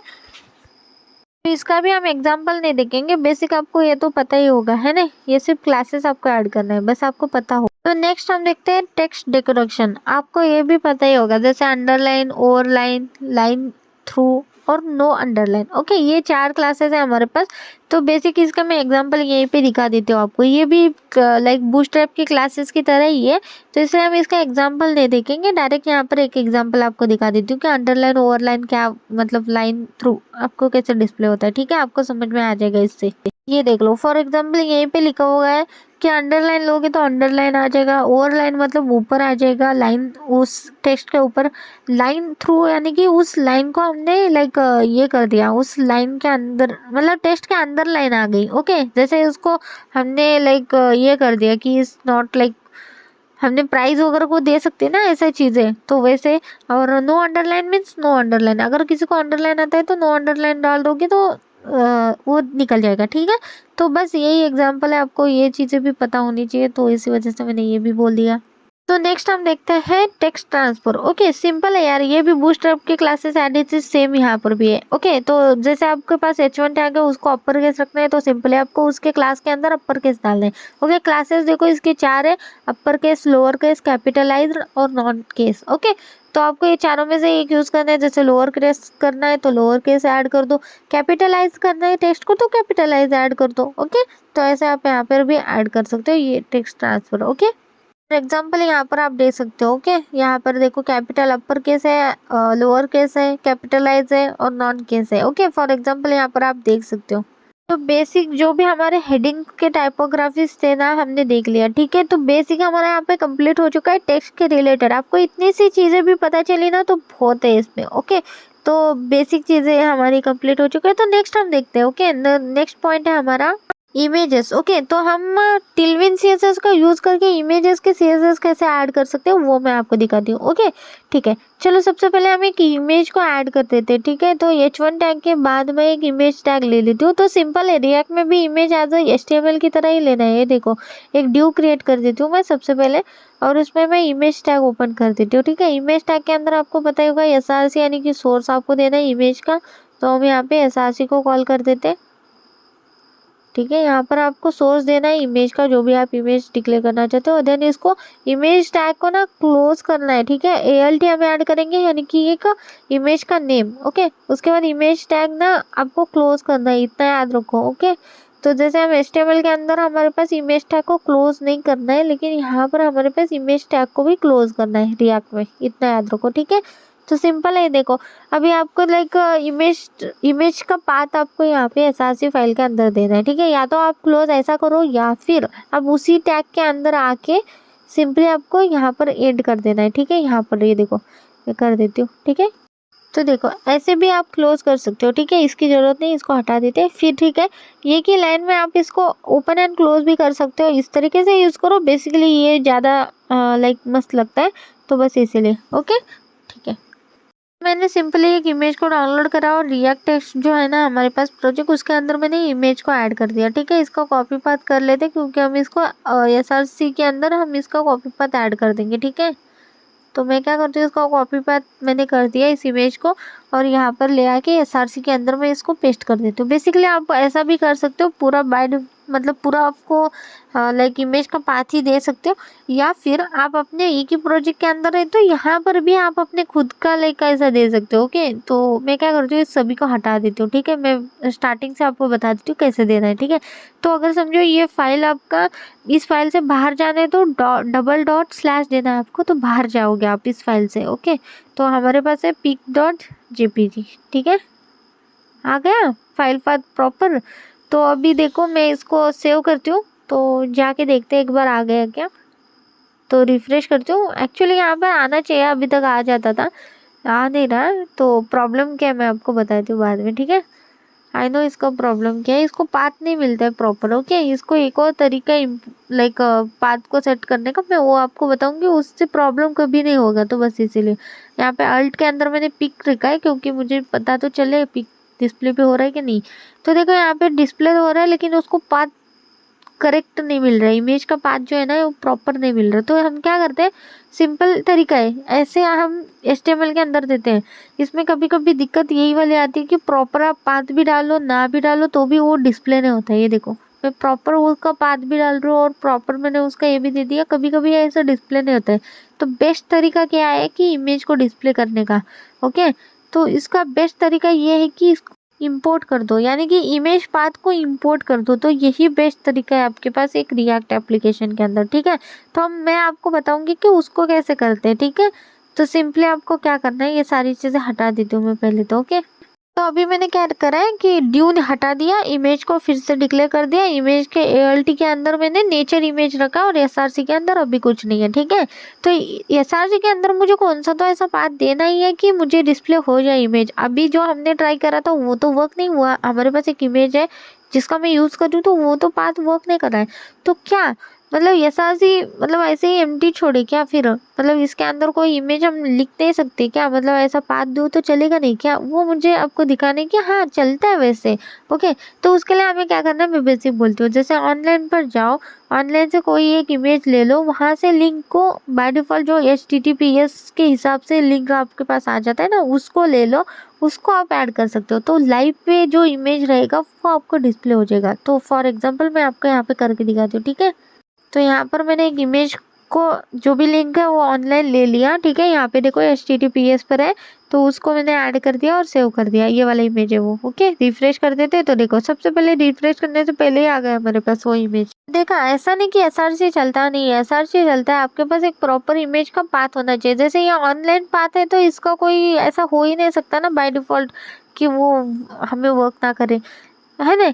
तो हमारा जो लाइक pic.jpg है ना, वो वर्क क्यों नहीं हो रहा, फिर उसको कैसे मैं लाइक ये कर दूँ। ठीक है, कभी कभी क्या होता है, ऐसे आप SRC के अंदर आपका डिफ़ॉल्ट आप इमेज का पाथ दोगे ना, वर्क नहीं होता है। तो उसके लिए हम इंपोर्ट हम कर सकते हैं इमेज का पाथ। तो मैं आपको वो प्रोसेस बताऊंगी, हम इंपोर्ट कैसे करते हैं हमारा खुद का इमेजेस। ओके, तो उससे कोई दिक्कत कभी नहीं आएगी। जैसे मैंने बोला ना, आपका कभी भी वो दिक्कत नहीं आएगी आपके SRC फाइल का पाथ का। ओके, तो उसका मैं आपको बताती हूँ। सिंपली आपको क्या करना है, इमेज को open like image tag open and close करना है। मैं कॉपी पेस्ट कर रही हूँ, SRC हम हटा देते पहले वाला। ठीक है, हटा दिया। ठीक है, यहाँ पे मैं क्या करती हूँ, सिंपल रखती हूँ। ठीक है, यहाँ से मैं इसको फर्स्ट वाला कमेंट कर देती हूँ ताकि मुझे डिस्को मतलब दिक्कत ना आ जाए। ठीक है, सिंपली मैं यहाँ पर आती थी इमेज पर, यहाँ से मैं इसको कॉपी पाथ कर लेती हूँ। फिर ये इमेज मुझे डिस्प्ले करने की कॉपी पाथ की ज़रूरत नहीं है, हम यहाँ पर ही कर देंगे। ठीक है, पाथ हम यहाँ पर एक्सेस कर लेंगे। सबसे पहले हम इंपोर्ट करते हैं। ठीक है, तो इंपोर्ट सिंपल है, ये देखो इंपोर्ट कर दो। इंपोर्ट यहाँ पे इमेज का कोई नाम लिख दो, मैं यहाँ पे IMG लिख देती हूँ। फ्रॉम कर दो, फ्रॉम, और यहाँ पर आप उसको पाथ दे दो, उस इमेज का पाथ। ओके, जिसको आपको कॉल करना है, सिंगल कॉट में आपको देना पड़ेगा। तो पहले तो आपको डॉट स्लैश देना है, बाहर आना है इमेज फोल्डर के बाहर, तो डबल डॉट स्लैश। ओके, और pic.jpg कर दिया। अब इस IMG को मुझे SRC फाइल के अंदर यूज़ करना है। तो ऐसे ही डालोगे नहीं ना, आपको करली ब्रैकेट ओपन एंड क्लोज करके उसके अंदर डालना है। ठीक है, एज हम एक वेरिएबल उसको असाइन कर रहे हैं। ठीक है, एक वेरिएबल हमने डिक्लेयर करा और उसको असाइन कर रहे हैं, ऐसा समझो। ओके, तो सिंपल है ना ये वाला तरीका। तो इससे कभी भी आपका इमेज का कोई प्रॉब्लम कभी नहीं होगा। चलो ठीक है, देखते हैं। वैसे अभी हमने डाल दिया सब चीज़ें। वैसे मेरे पास एक कंपाइल विद प्रॉब्लम, अरे यार एक एरर आ गया। एक्चुअली ये एरर इसलिए आ रहा है कि नोड मॉड्यूल, अरे यार समझ गई, मैं समझ गई।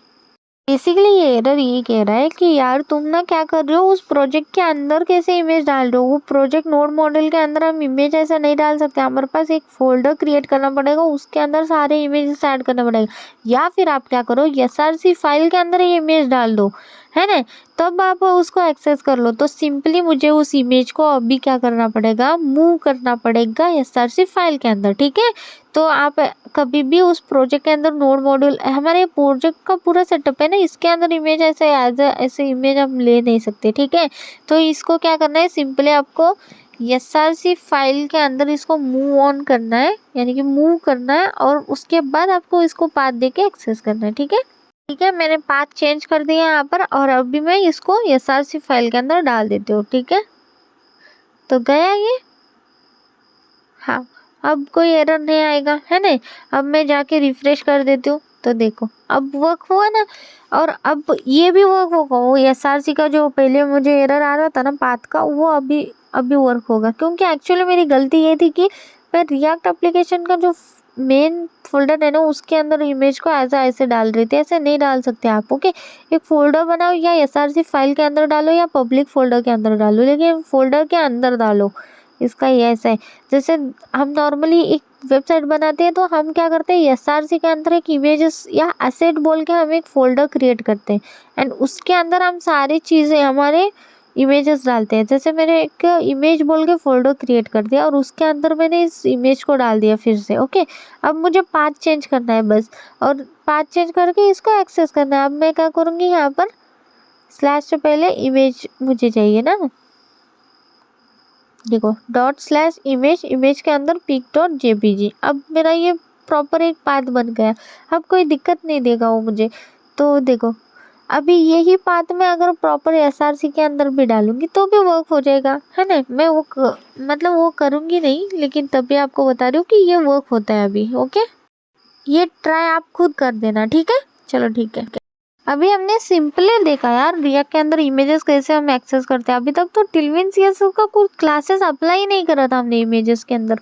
अब हम करेंगे टिलविन CSS के इमेज के लिए कौन से क्लासेस है, ठीक है। वो बेसिक ही बताऊंगी, लेकिन बहुत ही जल्दी जल्दी में हम ये सारी चीज़ें भी देख लेते हैं, ठीक है। चलो स्टार्ट करते हैं यहाँ से। तो देखो सबसे पहले हमें क्या करना है, क्लास नेम को कॉल करना है। जब भी आप क्लास देना चाहते हो टिलविन CSS या CSS, आपको क्लास नेम डिक्लेयर करना पड़ता है, एट्रीब्यूट, ओके। इसको हम एट्रीब्यूट बोल सकते हैं, ठीक है। तो हमने इसको क्लास नेम एट्रीब्यूट दे दिया। देन यहाँ पर हम टिलविन CSS के अंदर बेसिक हमारे पास देखो हाइट और वेट, हमारे पास 2 CSS आती है, सॉरी टिलविन CSS प्रॉपर्टीज आती है, ठीक है। तो देखो हाइट आप मैक्सिमम 96 दे सकते हो, और विड्थ आप फुल दे सकते हो, ठीक है। बाय डिफ़ॉल्ट वो एज इट इज़ आपको डिस्प्ले हो जाएगा, ये देखो। तो ये इस तरीके से अभी हाइट जो है ना 96 वो प्रॉपर ले रहा है, मतलब फुल आपका 96 ले रहा है, और विड्थ तो वो फुल ले रहा है, ठीक है। मैं यहाँ पर आपको दिखा देती हूँ, ठीक है। वेट हम चलते ऊपर, यहाँ पर साइजिंग के अंदर आपको डिस्प्ले हो जाएगी, देखो विड्थ आपको डिस्प्ले हो जाएगी। विड्थ हमारे पास, विड्थ 0 से लेके आपके पास है 96 तक, ओके। या फिट आप बोल सकते हो, फिट है, मैक्सिमम है, फुल है, ओके। आप विड्थ फुल भी रख सकते हो, या फिट आप रख सकते हो, फिट यानी कि प्रॉपर, ओके। अभी हाइट पर आती हूँ मैं। हाइट देखो 0 से लेके आप हाइट दे सकते हो 96 तक, ओके। और या तो फिर आप फिट दे सकते हो, मैक्स दे सकते हो, वैसे ही सारी चीज़ें, ओके। या ऐसे आप लाइक ये देखो 96 आपका हाईएस्ट हाइट रहेगा आपके इससे, या आप स्लैश देके ऐसे भी लिख सकते हो। आपको जिस तरीके से यहाँ पे हाइट डिस्प्ले हो रही है ना, उस हिसाब से आप दे सकते हो। अभी मैं फिट कर देती हूँ हाइट को, ओके। तो फुल कवर हो जाएगा वो, ओके। ये देखो फिट कर दिया।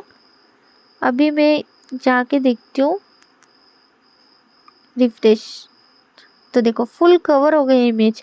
तो वहाँ पे आपको डिस्प्ले भी हो रहा है ना, मतलब फिट यानी कि फुल कवर, ओके। यहाँ पर देखो हाइट जो है ना, यहाँ पर और भी है, लाइक फुल दे सकते हो, और भी बहुत सारी चीज़ें। ये अपने हिसाब से आपको चेक कर करके दे देना। हाइट उसके साइड में आपको दिखा डिस्प्ले हो रहा है, जैसे पिक्सल में डिस्प्ले हो रहा है, आरईएम में डिस्प्ले हो रहा है, तो उस हिसाब से आप अपने हिसाब से देख के हाइट का यहाँ पर दे देना, उसका जो भी क्लासेस रहेगा। सिंपल कितने सारे क्लासेस दिए हैं, ताकि आप ना CSS एज ऐसे ये मत करते बैठो, यहाँ पर देख के आप अपने हिसाब से उसका एक ही लाइक क्लास ऐड कर दो, ऐसा बोल के, है ना।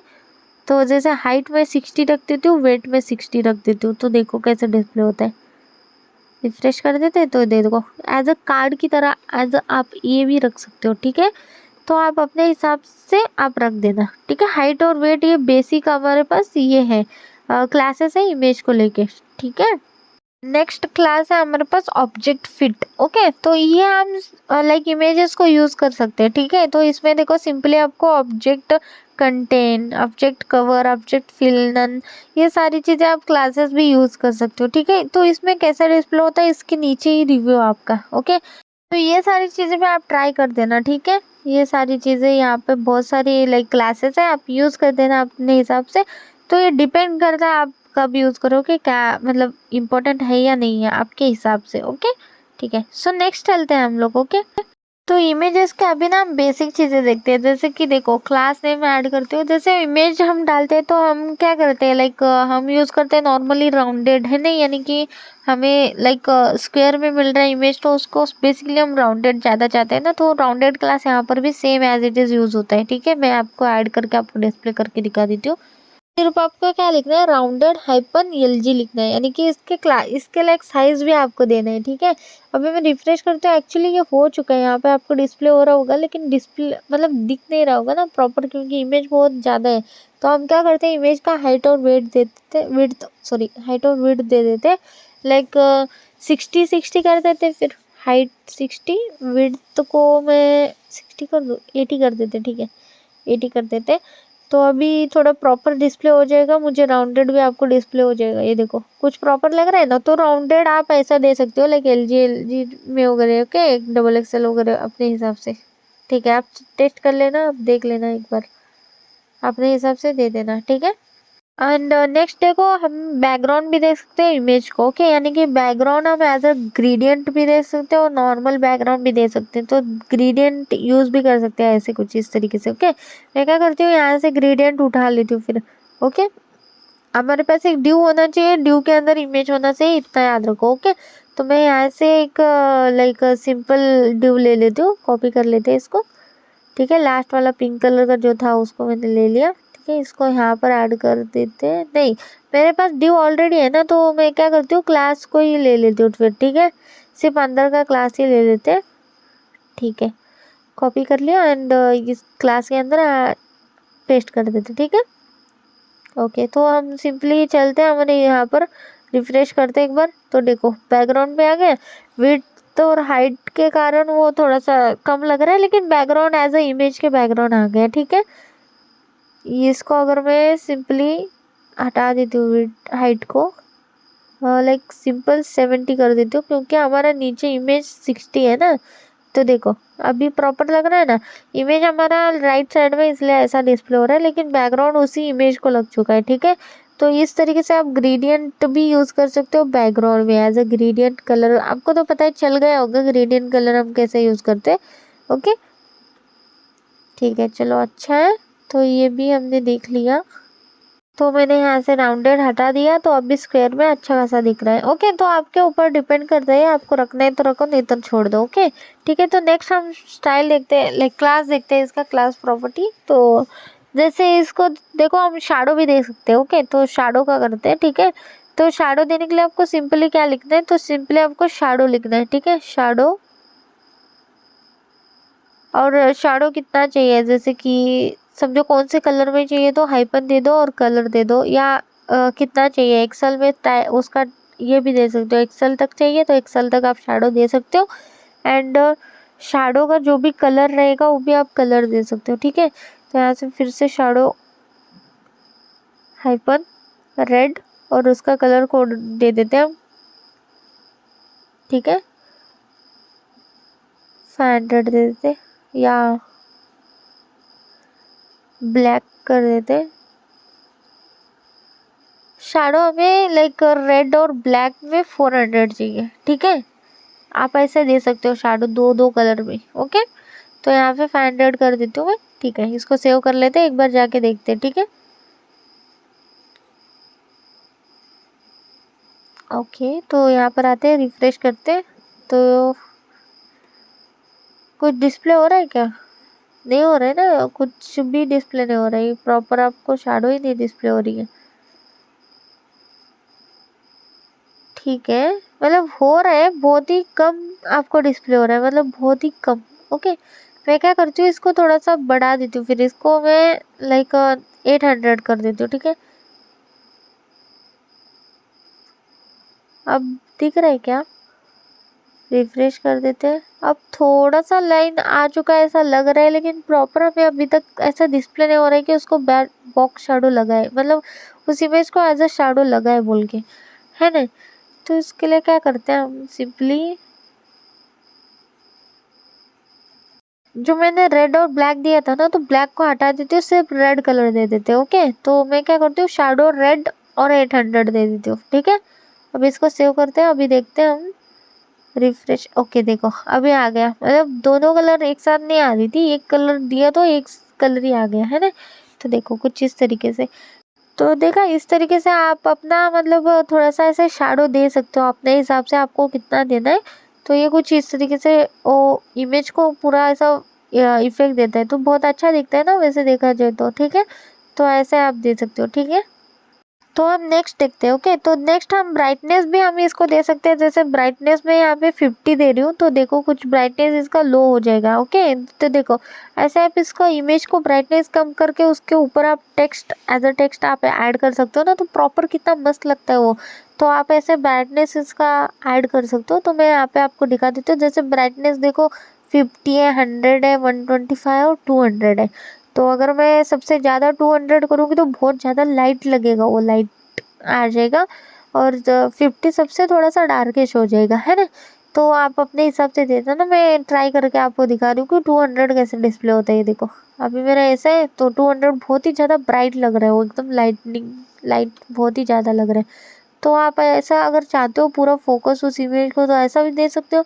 नहीं चाहते हो तो 50 वगैरह दे के उसके ऊपर टेक्स्ट वगैरह लिख सकते हो, है ना, मस्त लगता है ये। तो इसलिए मैंने सोचा ये भी दिखा देती हूँ। ठीक है, तो ये भी अच्छा है, हमारे पास इमेज का एक क्लास है ना। ठीक है, तो नेक्स्ट हम देखते हैं। ओके, तो एज इट इज़ मैंने सारी चीज़ें रख दी। ठीक है, तो अब तक हमने लाइक हेडिंग देख लिया, इमेज देख लिया, तो नेक्स्ट हम देखते हैं बटन को। ओके, तो बटन का भी हम बहुत ज़्यादा यूज़ करते हैं, लाइक इसी वजह से मैंने सोचा बटन की भी क्लासेस आपको दिखा देते हैं। ठीक है, तो बेसिक बेसिक ही देखते हैं, ताकि आपको मतलब क्लियर हो जाए कि रिएक्ट में अगर टिलविन CSS यूज़ करके बटन को CSS देना है तो कैसे कैसे दे सकते हैं। ठीक है, सिंपल एक बटन को ऐड करते हैं, तो रिएक्ट में बटन को ऐड करने का बहुत आसान तरीका है, जैसे जैसे HTML में करते हैं वैसे ही है। ओके, सेम हमने button tag open and close कर दिया, एंड यहाँ पर हम बटन का नेम दे देंगे, तो मैं यहाँ पे लिख दूंगी क्लिक मी। ओके, ये बटन का हमारा नेम है। और यहाँ पर हम उसको जो अगर क्लासेस ऐड करना है तो class name as it is button name हम लिख सकते हैं। ठीक है, यहाँ पर देखो click me as a button मेरे पास आ चुका है, इसका पॉइंटर चेंज होता है, तो इस हिसाब से आप समझ जाना, कर्सर पॉइंटर आ गया तो आप समझ जाना कि ये बटन है। ठीक है, तो टिलविन CSS लिखने के लिए आपको सिंपली क्लास नेम ही डिक्लेयर करना पड़ेगा, एट्रीब्यूट, उसके अंदर ही हम सारी चीज़ें लिखेंगे ना। तो सिंपल है, जैसा हमारे टेक्स्ट के है वैसे ही यहाँ पे क्लासेस चलेंगे। जैसे इसका साइज वगैरह आप टेक्स्ट साइज आप लिख सकते हो। अभी बटन का है तो सिंपली आपको सबसे पहले BTN लिखना है। ओके, ये एज अ बटन है, तो मैं अगर आके लाइक बूस्टरअप की तरह BTN लिखती हूँ तो वर्क होता है क्या? तो मैंने रिफ्रेश कर दिया तो देखो कुछ वर्क नहीं हुआ, मतलब BTN डालोगे आप सी बूस्टरअप में तो एक पूरा वो बटन की तरह वर्क होता है ना, लेकिन यहाँ पर कुछ नहीं वर्क हो रहा है। तो इसका ऐसा है कि लाइक इसको BTN है तो BTN नहीं है, तो यहाँ पर आपको साइक नॉर्मली हमारा CSS का ऐसा वर्क होता है ना, तो ये भी टिलविन CSS एज अ CSS की तरह वर्क होता है, ना कि बूस्टरअप की तरह। ओके, तो इसलिए हमें लाइक उसके क्लासेस देखनी पड़ेगी। ठीक है, तो मैं आपको बेसिक बेसिक क्लासेस बता देती हूँ ताकि आपको एक क्लियर रहे। मैं कंपेयर कर रही हूँ CSS और बूस्टरअप को, ताकि आपको कंफ्यूज ना हो जाए, बस इसीलिए। ठीक है, अगर आपको बटन का कलर चेंज करना है तो आपको देना है BG, और यहाँ पर आपको उस कलर का नेम, यानी कि मैं चाहती हूँ ब्लू कलर दे दूँ तो ब्लू, और उसका वो जो नंबर है यानी कि 500, हम नॉर्मली 500 ही यूज़ करेंगे। जैसे मैंने बोला था, एक प्रॉपर कलर आपको मिलता है, प्राइमरी कलर, ठीक है। तो देखो 500 हमने डाला, ये एज अ बैकग्राउंड वर्क करेगा, ठीक है। ये देखो एज अ बैकग्राउंड, मतलब CSS प्रॉपर्टी यार, जैसे हम बूटस्ट्रैप है ही नहीं यहाँ पर, सिर्फ बूटस्ट्रैप के क्लासेस की तरह यहाँ पे क्लासेस डिक्लेयर करते हैं, लेकिन सेम वर्क हमारा CSS की तरह वर्क होता है, ठीक है। चलो ठीक है। तो अभी देखो BTN ब्लू 500 कर दिया, तो टेक्स्ट कलर चेंज करना होता तो टेक्स्ट कलर दे देंगे हम, सिंपल। ओके, तो आ गया आपको समझ में। और पैडिंग और मार्जिन आप दे सकते हो इसमें, ठीक है। समझो कि आपको ट्रांसपेरेंट बटन एक बनाना है जिसका बॉर्डर रहे सिर्फ, ओके, बैकग्राउंड कलर ना रहे, तो वो भी आप बना सकते हो। ओके, तो मैं क्या करती हूँ, इस बटन को कॉपी कर लेती हूँ और पेस्ट कर लेती हूँ नीचे, ठीक है। हाँ ठीक है। तो अभी यहाँ पे BG ब्लू जो है ना, उसको हटा देते हैं यहाँ पर। हमें चाहिए BG ट्रांसपेरेंट, ओके, तो ट्रांसपेरेंट लिख देते हैं BG, ठीक है। ओके, ये एज हमारा बैकग्राउंड ट्रांसपेरेंट रहेगा, ठीक है, यानी कि वाइट बैकग्राउंड, ठीक है। सेम चीज़ें दोनों भी, क्लिक बटन दोनों चीज़ें, ओके, ठीक है। तो अब मैं चाहती हूँ इसको एक बॉर्डर लगे, ठीक है। तो सिंपली हमें बॉर्डर लिखना है। यहाँ पर आप उस बॉर्डर को कलर दे सकते हो, ठीक है। यहाँ पर आप बॉर्डर ब्लू, मैं चाहती हूँ ब्लू, और 500 दे देते हैं इसका जो भी कलर रहेगा, ठीक है। सेम अभी हमारा यहाँ पे मैं BR टैग लगा देती हूँ ताकि नीचे नीचे आ जाए। तो देखो कुछ यहाँ पर हमारा ये ट्रांसपेरेंट सा एक इमेज सॉरी बटन बन के रेडी है, और एक हमारे पास बैकग्राउंड कलर के साथ एक बटन बन के रेडी है। क्या करती हूँ, एक ड्यू के अंदर इन दोनों को डालती हूँ, ठीक है, ताकि मुझे प्रॉब्लम ना आ जाए हमें एक CSS प्रॉपर्टी वगैरह लगाने में, ठीक है, मतलब टिलविन CSS के। ओके, तो देखो मैंने क्या करा, ड्यू के अंदर रख दिया, ठीक है। यहाँ पर मैं इस बटन को क्या करती हूँ, MY5 दे देती हूँ, ठीक है, नहीं नहीं MB5 दे देती हूँ, ओके, 3 दे देते, ठीक है, क्योंकि थोड़ा सा गैप ले ले वो इमेज बटन्स पे, ठीक है। तो MB3 इज बेटर, या मैं MY दे देती हूँ, ठीक है, MY, क्योंकि ऊपर से भी थोड़ा सा स्पेस ले ले वो, ठीक है। अभी प्रॉपर लग रहा है हमारा ये बटन्स दोनों, मतलब मुझे सिर्फ डिफरेंस बताना है ना, तो इसलिए मैंने इसको प्रॉपर एक CSS दे के अरेंज कर दिया, ठीक है। आप मार्जिन पैडिंग ऐसा दे सकते हो जैसे हम बूटस्ट्रैप में देते हैं ना, यहाँ पर भी सेम आप दे सकते हो, MY MB, ओके, ठीक है। तो यहाँ पर मैं MX5 दे देती हूँ इस पूरे ड्यू को, ताकि एक साइड से भी वो प्रॉपर आ जाए, ठीक है। अभी प्रॉपर मुझे बटन्स मिल चुके हैं, जिसका अभी मैं लाइक आपको प्रॉपर आपका लाइक प्रॉपर्टीज लगा के, CSS प्रॉपर्टी लगा के आपको दिखा सकती हूँ। जैसे मैं P2 लगा रही हूँ, ठीक है, यानी कि बटन्स के अंदर P2 मार्जिन ले रही हूँ मैं, ठीक है। तो ये देखो अभी ये प्रॉपर एक बटन की तरह डिस्प्ले हो रहा है मुझे, है ना, कितना मस्त लग रहा है अभी ये, मतलब प्रॉपर एक बटन की तरह। तो बूटस्ट्रैप में हम जो क्लासेस चूज करते हैं वही सेम चीज़ें यहाँ पर भी कुछ चीज़ें यूज़ हो रही है ना। तो अगर आपको बूटस्ट्रैप आता है तो ये इजी जाएगा, मैंने बोला था ना। तो ऐसे, क्योंकि सेम चीज़ें कुछ ज़्यादा है, ठीक है। तो चलो ठीक है।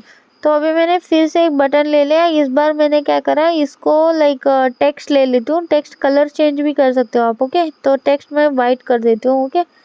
तो ये देखो कुछ इस तरीके से PR डालना पड़ेगा मुझे, ठीक है, रुको, ठीक है। तो अभी अच्छा लग रहा है, वेट, हाँ ठीक है, अभी दिख रहा है ना। तो आप ना बटन का टेक्स्ट भी ऐसा चेंज कर सकते हो, मैं आपको वो दिखा दूँ, ठीक है। सिंपल है यार, मतलब देखो, या तो बैकग्राउंड भी चेंज कर सकते हो, बटन का अंदर का टेक्स्ट भी चेंज कर सकते हो, या बैकग्राउंड को ट्रांसपेरेंट करके उसको बॉर्डर भी दे सकते हो, ठीक है ना। ये सारी CSS प्रॉपर्टीज है और एक ही लाइन में आपके पास लाइक आ जाती है, तो बस इसीलिए ये बेटर है ना। मतलब नॉर्मल CSS भी हम ऐसे यूज़ करते हैं स्टाइल टैग के अंदर। तो यहाँ पर हम CSS के डायरेक्ट प्रॉपर्टीज यूज़ करें, जैसे बूटस्ट्रैप में हम प्रॉपर्टीज यूज़ करते हैं, तो इस तरीके से, ठीक है। इतना ही है इसमें भी। चलो ठीक है, तो आपको सिंपल बटन्स के तो प्रॉपर्टीज आपको पता चल ही गए होंगे। तो ये बेसिक है, ठीक है। तो बेसिक के अंदर हमारे पास एक और चीज़ आती है जो है हुअर, ओके। तो हमने अभी तक हुअर का कुछ नहीं बोला ना, तो बटन्स के लिए हुअर ज़्यादा इंपॉर्टेंट होता है, क्योंकि थोड़ा सा इफेक्ट देते हैं ना बटन को। तो हुअर कैसे देते हैं, देखो, तो सिंपल है यार, हुअर लिखना है आपको, पोलन देना है, और हुअर का जो भी आप देना चाहते हो, जैसे टेक्स्ट कलर चेंज करना चाहते हो या बटन कलर चेंज करना चाहते हो, वो आप दे सकते हो। जैसे मैं चाहती हूँ, यहाँ पर मैंने हुअर को डिक्लेयर करा, ठीक है, हुअर पोलन दे दिया। मैं चाहती हूँ बैकग्राउंड कलर चेंज हो जाए, ठीक है, ये बैकग्राउंड ब्लू है ना, इसको मैं ट्रांसपेरेंट कर दूँ, ठीक है, जब भी ये हुअर हो जाए बैकग्राउंड ट्रांसपेरेंट हो जाए। नेक्स्ट मैं चाहती हूँ कि बैकग्राउंड ट्रांसपेरेंट के साथ टेक्स्ट का कलर भी ब्लू एज इट इज ये ब्लू है ना, तो ब्लू भी हो जाए, चलो ठीक है, ब्लू 500 कर देते, ठीक है, ट्रांसपेरेंट के बाद भी, ठीक है। अभी मैं रिफ्रेश कर देती हूँ, अभी मैं चलती हूँ, हुवर करती हूँ, तो वाइट मतलब यहाँ पर मुझे इसको हुवर करना पड़ेगा। जो text blue as a normal text है ना, सेम मैंने टेक्स्ट ब्लू सेम लिखा, लेकिन हुवर ही नहीं लिखा। हुवर होने पे टेक्स्ट मेरा ब्लू होना चाहिए। ओके, अब देखते हैं, रिफ्रेश करते हैं, अब देखो है ना, अभी वर्क हो रहा है प्रॉपर, क्योंकि मैं हुवर लगाना भूल गई थी। हुवर पर टेक्स्ट हमारा ब्लू होना चाहिए, और हुवर पर अगर आप बॉर्डर वगैरह चाहते हो तो बॉर्डर भी आप दे सकते हो, ठीक है। बॉर्डर ब्लू 500 हम हुवर पर देते हैं, तो सिंपली आपको लिखना है हुवर पोलन, और इसके सामने ये सारी चीज़ें, बॉर्डर ब्लू 500। रिफ्रेश करते हैं, ये देखो वर्क हो रहा है क्या, नहीं हो रहा है। तो यहाँ पे बॉर्डर चाहिए ना आपको, यहाँ पर आपको सबसे पहले तो बॉर्डर ऐसा लिखना पड़ेगा, ठीक है। हाँ, बॉर्डर फिर बॉर्डर ब्लू। रिफ्रेश करते हैं, अब देखो अब प्रॉपर वर्क कर रहा है। ये देखो हुवर पर हमारा बैकग्राउंड एज इट इज, ये ऊपर का कैसा मैंने वो सारी क्लासेस दे दी है ना। Text colour as it is blue रखा है, तो टेक्स्ट कलर हुवर पर भी ब्लू ही रखा है, तो इसलिए हुवर पर भी ब्लू कलर आ गया। तो देखा, ऐसे आप हुवर क्लासेस भी ऐड कर सकते हो बटन के लिए, एक इफेक्ट देने के लिए बटन को, ठीक है। तो नेक्स्ट मैं क्या करती हूँ, मैं ऊपर का एक बटन को कॉपी कर लेती हूँ, फर्स्ट वाले को, ठीक है। तो उसको हम करेंगे राउंडेड, ठीक है। राउंडेड क्लास भी हम बटन के लिए यूज़ कर सकते हैं, ठीक है। तो मैं आपको दिखाती हूँ डिफरेंस। तो बाकी के देखो सारे स्क्वायर में बॉक्सेस है, और ये वाला एक राउंड हो चुका है, ठीक है। थोड़ा सा ही राउंड है लेकिन अच्छा है ना, तो बटन के लिए आप ऐसा राउंडेड ऐड कर सकते हो, ठीक है। तो नेक्स्ट मैं क्या करती हूँ, तो इसी बटन को मैं कॉपी कर लेती हूँ। नेक्स्ट हम क्लासेस देखते हैं। तो मैंने इसी को कॉपी पेस्ट कर दिया और राउंडेड को हटा दिया। तो नेक्स्ट हम कर्सर पॉइंट देखते हैं। तो कर्सर में यहाँ पे नॉट कर देती हूँ, ठीक है। कर्सर नॉट अलाउड, ठीक है। नॉट अलाउड यानी कि यहाँ पे कर्सर जब भी मैं लेके जाती हूँ, वो रेड कलर का वो आता नहीं कि छोटा सा वो आ जाता है, ठीक है। देखो ये देखो, मतलब यानी कि नॉट क्लिकेबल है ये, मतलब क्लिक हो नहीं सकता ना, अभी नॉट अलाउड है तो ये क्लिक भी नहीं होगा। तो ऐसा आप कर सकते हो, ठीक है। कोई अगर किसी कर्सर को देना चाहते हो तो, और कर्सर में बहुत सारे आपको मिल जाते हैं, जैसे पॉइंटर आप लगा सकते हो, या बहुत सारे लाइक आप एक बार ना देख लेना आपके हिसाब से, ठीक है। नेक्स्ट क्या करती हूँ मैं, आपको नेक्स्ट बताती हूँ लाइक बटन ग्रुप्स हम कैसे क्रिएट कर सकते हैं। ओके, जैसे साइन अप और लॉगिन वाले दोनों बटन एक साथ ही आपको क्रिएट करना है, एक ही फॉर्म, एक ही लाइक ड्यू के अंदर या एक ही ग्रुप में, तो कैसे क्रिएट कर सकते हो, ठीक है। मैंने वो कॉपी पेस्ट कर लिया था ऊपर का ही, लेकिन मुझे ये सिंपल बटन चाहिए, तो मैं क्या करती हूँ, इसे अभी के लिए कट कर देती हूँ, ठीक है। अभी मैं यहाँ पर एक क्या कर देती हूँ, सिंपली एक ड्यू क्रिएट कर देती हूँ, ठीक है। तो यहाँ पे हम एक ड्यू क्रिएट कर देंगे। तो यहाँ पे हम सिंपली क्लास नेम डिक्लेयर करते हैं, ठीक है। एक क्लास क्रिएट करते हैं, तो उसके अंदर हम लिखते हैं इनलाइन फ्लिक्स, ओके। तो उसके अंदर हम दो बटन्स क्रिएट करेंगे, जो मैंने अभी जस्ट कट करा था ना, उसी को मैं पेस्ट कर लेती हूँ, ठीक है। ये दोनों हमारे बटन्स, या फिर हम लाइक सिंपली मैं दो चीज़ें लाइक दो बटन क्रिएट करूँ, ऐसे मल्टीपल आप कर सकते हो, ऐसा कुछ नहीं, लेकिन मैं अभी के लिए दो बटन ऐड कर रही हूँ, ठीक है। आप एक ग्रुप बना रहे हो बटन्स का, ठीक है, सिंपल इतना फॉर्मेट कर दिया, क्लिक मी 1 कर देती हूँ, क्लिक मी 2 कर देती हूँ, ठीक है। तो मैं समझ में आया बोल के, ठीक है, यहाँ पर हो गया। तो अभी मैं आपको एक बार डिस्प्ले कर देती हूँ, कैसे डिस्प्ले हो रहा है। एज अ ग्रुप में आपको वो दोनों चीज़ें कंबाइन होके मिल जाती है, ठीक है। दो बटन्स रहेंगी, लेकिन ये देखो कुछ इस तरीके से आपको डिस्प्ले हो जाएंगे, डिफरेंस पता नहीं चलेगा, ऐसा लग रहा है कि एक ही टेक्स्ट में हमने ऐसा लिख दिया क्लिक 1 क्लिक 2, लेकिन ये दो बटन है, क्योंकि सेम चीज़ें है ना, सारी बैकग्राउंड सेम है, सारी चीज़ें सेम है। तो यहाँ से मैं क्या करती हूँ, कर्सर नॉट अलाउड को हटा दिया, और बॉर्डर एज इट इज़ मैंने बॉर्डर लिख दिया, ठीक है। तो मैं यहाँ पे border hyphen blue sorry black कर देते हैं, ठीक है, क्योंकि हमें यहाँ पे कलर देने की ज़रूरत नहीं है। अब देखो, तो मैंने जब बॉर्डर डाला तो आपको अब समझ में आ रहा है कि ये दो बटन्स हैं एक्चुअली, है ना। तो इस तरीके से मतलब एक एज अ ग्रुप में आप इन दोनों को ऐसा रखना चाहते हो तो रख सकते हो, ऐसा आप क्रिएट कर सकते हो, ठीक है। चलो ठीक है, अभी हमारा बटन्स का भी हो गया। तो अब हम देखते हैं मार्जिन और पैडिंग। ओके, तो बेसिकली मैंने ऑलरेडी मार्जिन पैडिंग का आपको बता दिया, आपको तो बटन्स में भी दिख गया होगा और इमेजेस में भी दिख गया होगा। तब भी हम क्या करते हैं, बेसिक इसका थोड़ा सा ऐसा इन डीप देखते हैं ना कि मार्जिन पैडिंग हम कैसे दे सकते हैं। तो इस वजह से मैं क्या करती हूँ, एक ड्यू क्रिएट कर दिया, H1 टैग दे दिया, H1 टैग के अंदर देखो सिंपली मैं कुछ भी लिख देती हूँ, जैसे मैं हाय लिख देती हूँ, हाय हेलो, ठीक है। तो ऐसा कुछ भी रैंडम सा मैं लिख रही हूँ, ठीक है, ऐसा कुछ ये नहीं है। तो अब मैं चाहती हूँ कि यहाँ पे ड्यू के अंदर क्लास नेम और इसमें मैं लाइक मार्जिन और पैडिंग दे दूँ। जैसे मार्जिन हमको ओवरऑल देना है तो को बस लिखना है m-5, ठीक है। तो ये क्या करेगा, सब साइड से मार्जिन ले लेगा, ठीक है। और यहाँ पे मैं लिख दूंगी P5। तो डिफरेंस मैं आपको दिखाना चाहती हूँ, ठीक है। रिफ्रेश करते तो ये क्या कर दिया, इसने सब साइड से लाइक क्या करते हैं, ठीक है। अभी डिस्प्ले नहीं हो रहा है ना, कुछ समझ में नहीं आ रहा, तो एक बीजी दे देते हैं, इनको कुछ कलर दे देते ताकि समझ में आए। तो मैं बीजी ब्लैक कर देती हूँ दोनों में भी, ठीक है। ओके, तो अभी जाके देखते हैं, ठीक है। ये बैकग्राउंड एक्चुअली डिस्प्ले नहीं हो रहा है। हम क्या करते हैं लाइक बेसिकली हम बैकग्राउंड ब्लैक लिखा है ना, BLA, अरे ब्लैक की स्पेलिंग भी गलत लिखी है। चलो ठीक है, हम क्या करते हैं, हम उसको कलर अलग ही दे देते हैं। तो मैं ब्लू कर देती हूँ ब्लैक को हटा के, ठीक है। सिंपली मैं Ctrl+D करके ब्लू कर देती हूँ और इसको कलर कोड भी देते हैं, जैसे 300 दे देते हैं, ठीक है। लाइट वेट में हो जाएगा, ठीक है। रिफ्रेश करते तो अब देखो मार्जिन और पैडिंग में डिफरेंस आपको यहाँ पे प्रॉपर दिखेगा। तो मार्जिन क्या कर रहा है, जब मैं M5 लिखूँ तो मार्जिन क्या कर रहा है, टॉप बॉटम लेफ्ट राइट से वो 5 का मार्जिन लेके मुझे बीच में वो हाय श्रुति हाय हेलो प्रिंट कर रहा है। वही पैडिंग क्या कर रहा है, सब जगह से उसने पैडिंग लेके वो बीच में मुझे हाय श्रुति प्रिंट कर रहा है। मतलब समझ में आ रहा है दोनों में डिफरेंस। वो क्या कर रहा है, वो मार्जिन उन जगहों से हट के बीच में दिखा रहा है, लेकिन पैडिंग क्या करो, उन जगहों को लेके बीच में दिखा रहा है। ओके, तो आप ऐसे एग्जांपल समझ रहे हो ना। मतलब आपको सिंपली बूटस्ट्रैप आता है या CSS आता है तो आपको मार्जिन पैडिंग पता ही होगा बस, ठीक है। फिर आपको पता ही होगा ये चीज़ें, छोड़ो। नेक्स्ट हम देखते हैं बॉक्स शैडो कलर। ओके, तो हमारे पास समझो एक डिव है, एक बॉक्स है कोई, उसको शैडो कलर हम कैसे दे सकते हैं। ये देखो कितना इफेक्टिवली शैडो कलर्स है यहाँ पर।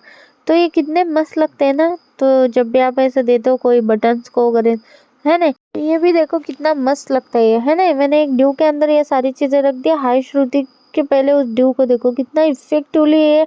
आप अगर कोई भी हाईलाइट करोगे ना यहाँ से, ये चीजें कितनी लाइक शैडो इफेक्ट वगैरह देती है ना। ये बटन को भी आप यूज़ कर सकते हो ये सारी चीज़ें, और एक लाइक एक ड्यू को भी यूज़ कर सकते हो। ओके, तो BG क्रियॉन 500 शैडो हमने LG रखा है और शैडो क्रियॉन 550 दिया है। तो इस वजह से ये मस्त लग रहा है एकदम। शैडो के हिसाब से वो नीचे भी आ गया और ऊपर हमारा as it is colour same है, तो इस वजह से सेम मस्त लग रहा है, ठीक है। तो यहाँ पे देख सकते हो आप बहुत सारे कलर्स है, आप कैसे ऐड कर सकते हो, इन डिटेल देख लेना आप। ओके, ठीक है। तो नेक्स्ट हम देखते हैं। तो नेक्स्ट मैं डायरेक्ट वहीं पे दिखा देती हूँ। तो देखो एक इमेज के अंदर एक और है जिसके अंदर ब्राइटनेस के बाद हमने ब्राइटनेस देखा था, ठीक है, इमेज का ब्राइटनेस, उसके बाद ब्लर भी आता है इमेज का। ओके, तो आप ये भी देख लो एक बार। जैसे आपके पास एक इमेज है तो उसको कितना ब्लर करना है, आप अपने अगर समझो ब्लर करना है उस इमेज को तो कितना करना है, उस हिसाब से क्लासेस भी है। और वहाँ पर आपके पास लाइक एग्जाम्पल भी है। 2XL करोगे तो पूरा ब्लर हो जाएगा, LG करोगे या SM करोगे या नन करोगे तो अपने हिसाब से वो ब्लर भी आप ये वाला इफेक्ट दे सकते हो। सिर्फ उस ड्यू को देना है और ड्यू के अंदर इमेज रहना चाहिए आपको, बस इतना याद रखो, ठीक है। ये हम एग्जाम्पल करके देखते थे लेकिन मुझे लगा कि ये इतना इजी है कि हो जाएगा आपसे। ओके, आप एक बार ट्राई करना ही अपने साइड से, ठीक है, ये सिंपल है। ओके, तो नेक्स्ट हम देखते हैं एनिमेशन। ओके, तो टिलविन CS में आपको एनिमेशन भी मिलता है। तो एनिमेशन नन भी कर सकते हो, एनिमेशन स्पिन, एनिमेशन पिन। तो यहाँ पे फॉर एग्जांपल है। ओके ओके, तो मैं इसलिए यहाँ पे एग्जांपल के साथ आपको बताऊंगी डायरेक्ट, तो आप ये वर्क कर सकते हो, ठीक है। तो फर्स्ट एनिमेशन देखो ये वाला है स्पिन। ओके, तो यहाँ पर आपको कोड वगैरह सारी चीज़ें मिल जाता है, ठीक है। तो आप इसको कॉपी पेस्ट करके कुछ चेंजेस करके आप अपने साइड से देख लेना। तो प्रॉपर लग रहा है ना, मस्त लग रहा है ना। तो ऐसे आप एनिमेशन छोटे मोटे बटन्स के लिए यूज कर सकते हो, ठीक है क्या। तो ऐसे और भी बहुत सारे हैं, आप एक बार देख लेना, ये एनिमेशन के अंदर आपको मिल जाते हैं, ठीक है। आप अपने हिसाब से ये यहाँ से आप कोड लेके चेक कर देना, ठीक है। सो नेक्स्ट हमारा पॉइंट बहुत ही इंटरेस्टिंग है। ओके, तो सिंपल देखो मैं आपको बोलती हूँ कंटेनर। ओके, कंटेनर और रिस्पॉन्सिव हम इसको बोलेंगे, ठीक है। तो देखो सिंपली बूटस्ट्रैप के अंदर हमारे पास रिस्पॉन्सिवनेस के लिए हम बूटस्ट्रैप यूज़ करते हैं ना, तो उसमें क्या करते हैं हम लाइक ग्रिड वगैरह यूज़ करते हैं, ठीक है।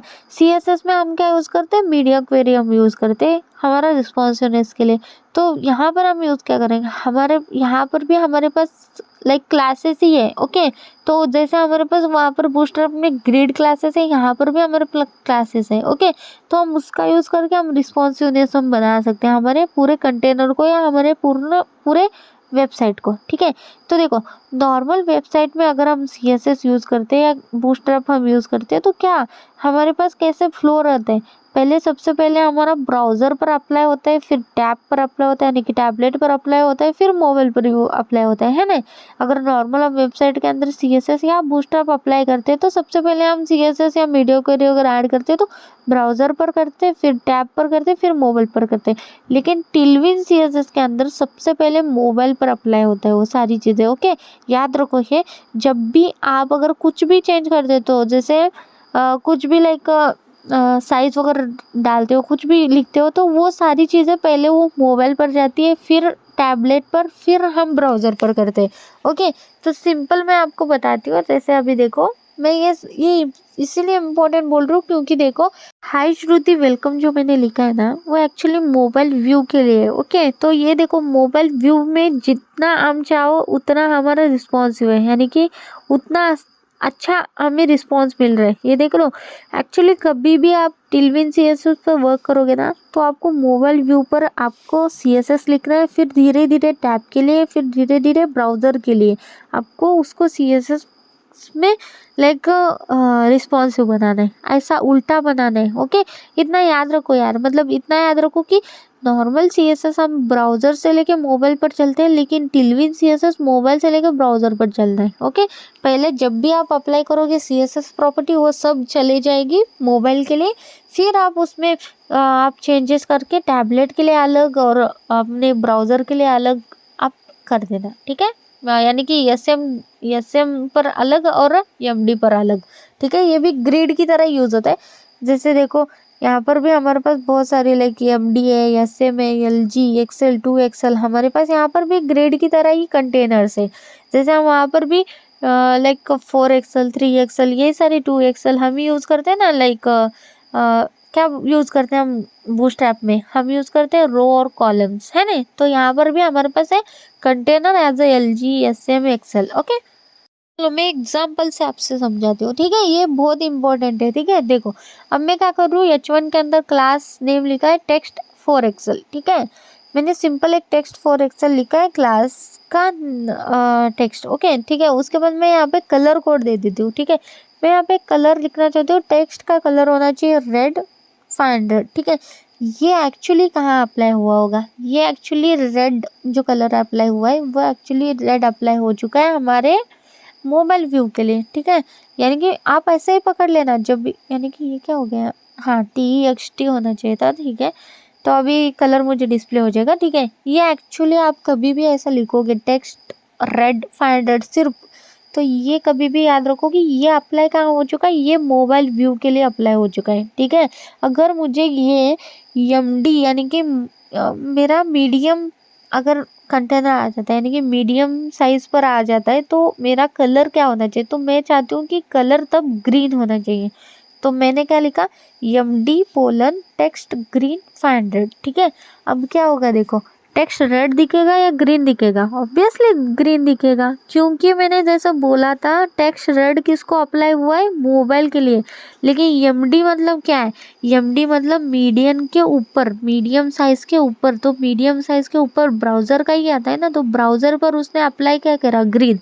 तो मैं चाहती हूँ समझो, अभी जब भी आप MD लिखोगे तो ब्राउज़र, SM लिखोगे यानी कि टैबलेट, और जब भी आप बिना कुछ लिखे एज इट इज़ वो टेक्स्ट रेड लिखोगे तो समझो कि वो मोबाइल व्यू के लिए, ठीक है। बस इसी एक पॉइंट के थ्रू आप अपना लाइक रिस्पॉन्सिव वेबसाइट बना देना, ठीक है। इसके अलावा कुछ सोचो मत, सिंपल आप ऐसा ही याद रखो, MD मतलब ब्राउज़र, SM मतलब टैबलेट, और बिना SM और MD दिए आपने कुछ टेक्स्ट वगैरह ये कराए, कलर या कुछ भी रिस्पॉन्सिव कराए, वो सारे अप्लाई हो जाएंगे मोबाइल के लिए, ठीक है। इतना याद रखो बस, ठीक है। तो अब यहाँ पर देखो मैंने क्या करा, टेक्स्ट एक्सेल सॉरी 4 एक्सेल लिखा है, छोड़ दो।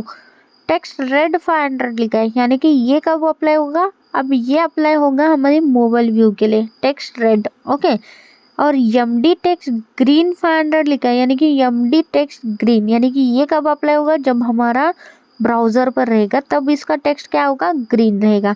और मैंने क्या लिखा है, एसएम टेक्स्ट ब्लू, यानी कि जब ये टैबलेट वाले सीन पर आ जाएगा, यानी कि टैबलेट वाले स्क्रीन पर आ जाएगा, तो तब इसका टेक्स्ट क्या होगा, ब्लू हो जाएगा। ठीक है, चलो टेक्स्ट करते हैं। फॉर एग्जांपल मैं आपको तभी प्रैक्टिकली आपको बताती हूँ। ठीक है, अब याद रखो, सबसे मोबाइल व्यू में जाऊंगी तो रेड दिखेगा, अभी ब्राउज़र पर हूँ तो ग्रीन दिखेगा, और जब वो टैबलेट पर जाएगा तो ब्लू दिखना चाहिए। ठीक है, चलो टेक्स्ट करते हैं। तो देखो, सबसे पहले ब्राउज़र पर हूँ मैं, तो मुझे क्या दिख रहा है, ग्रीन दिख रहा है। ठीक है, मैं इसको इंस्पेक्ट कर लेती हूँ। ठीक है, इसको थोड़ा सा कम कर लेते हैं।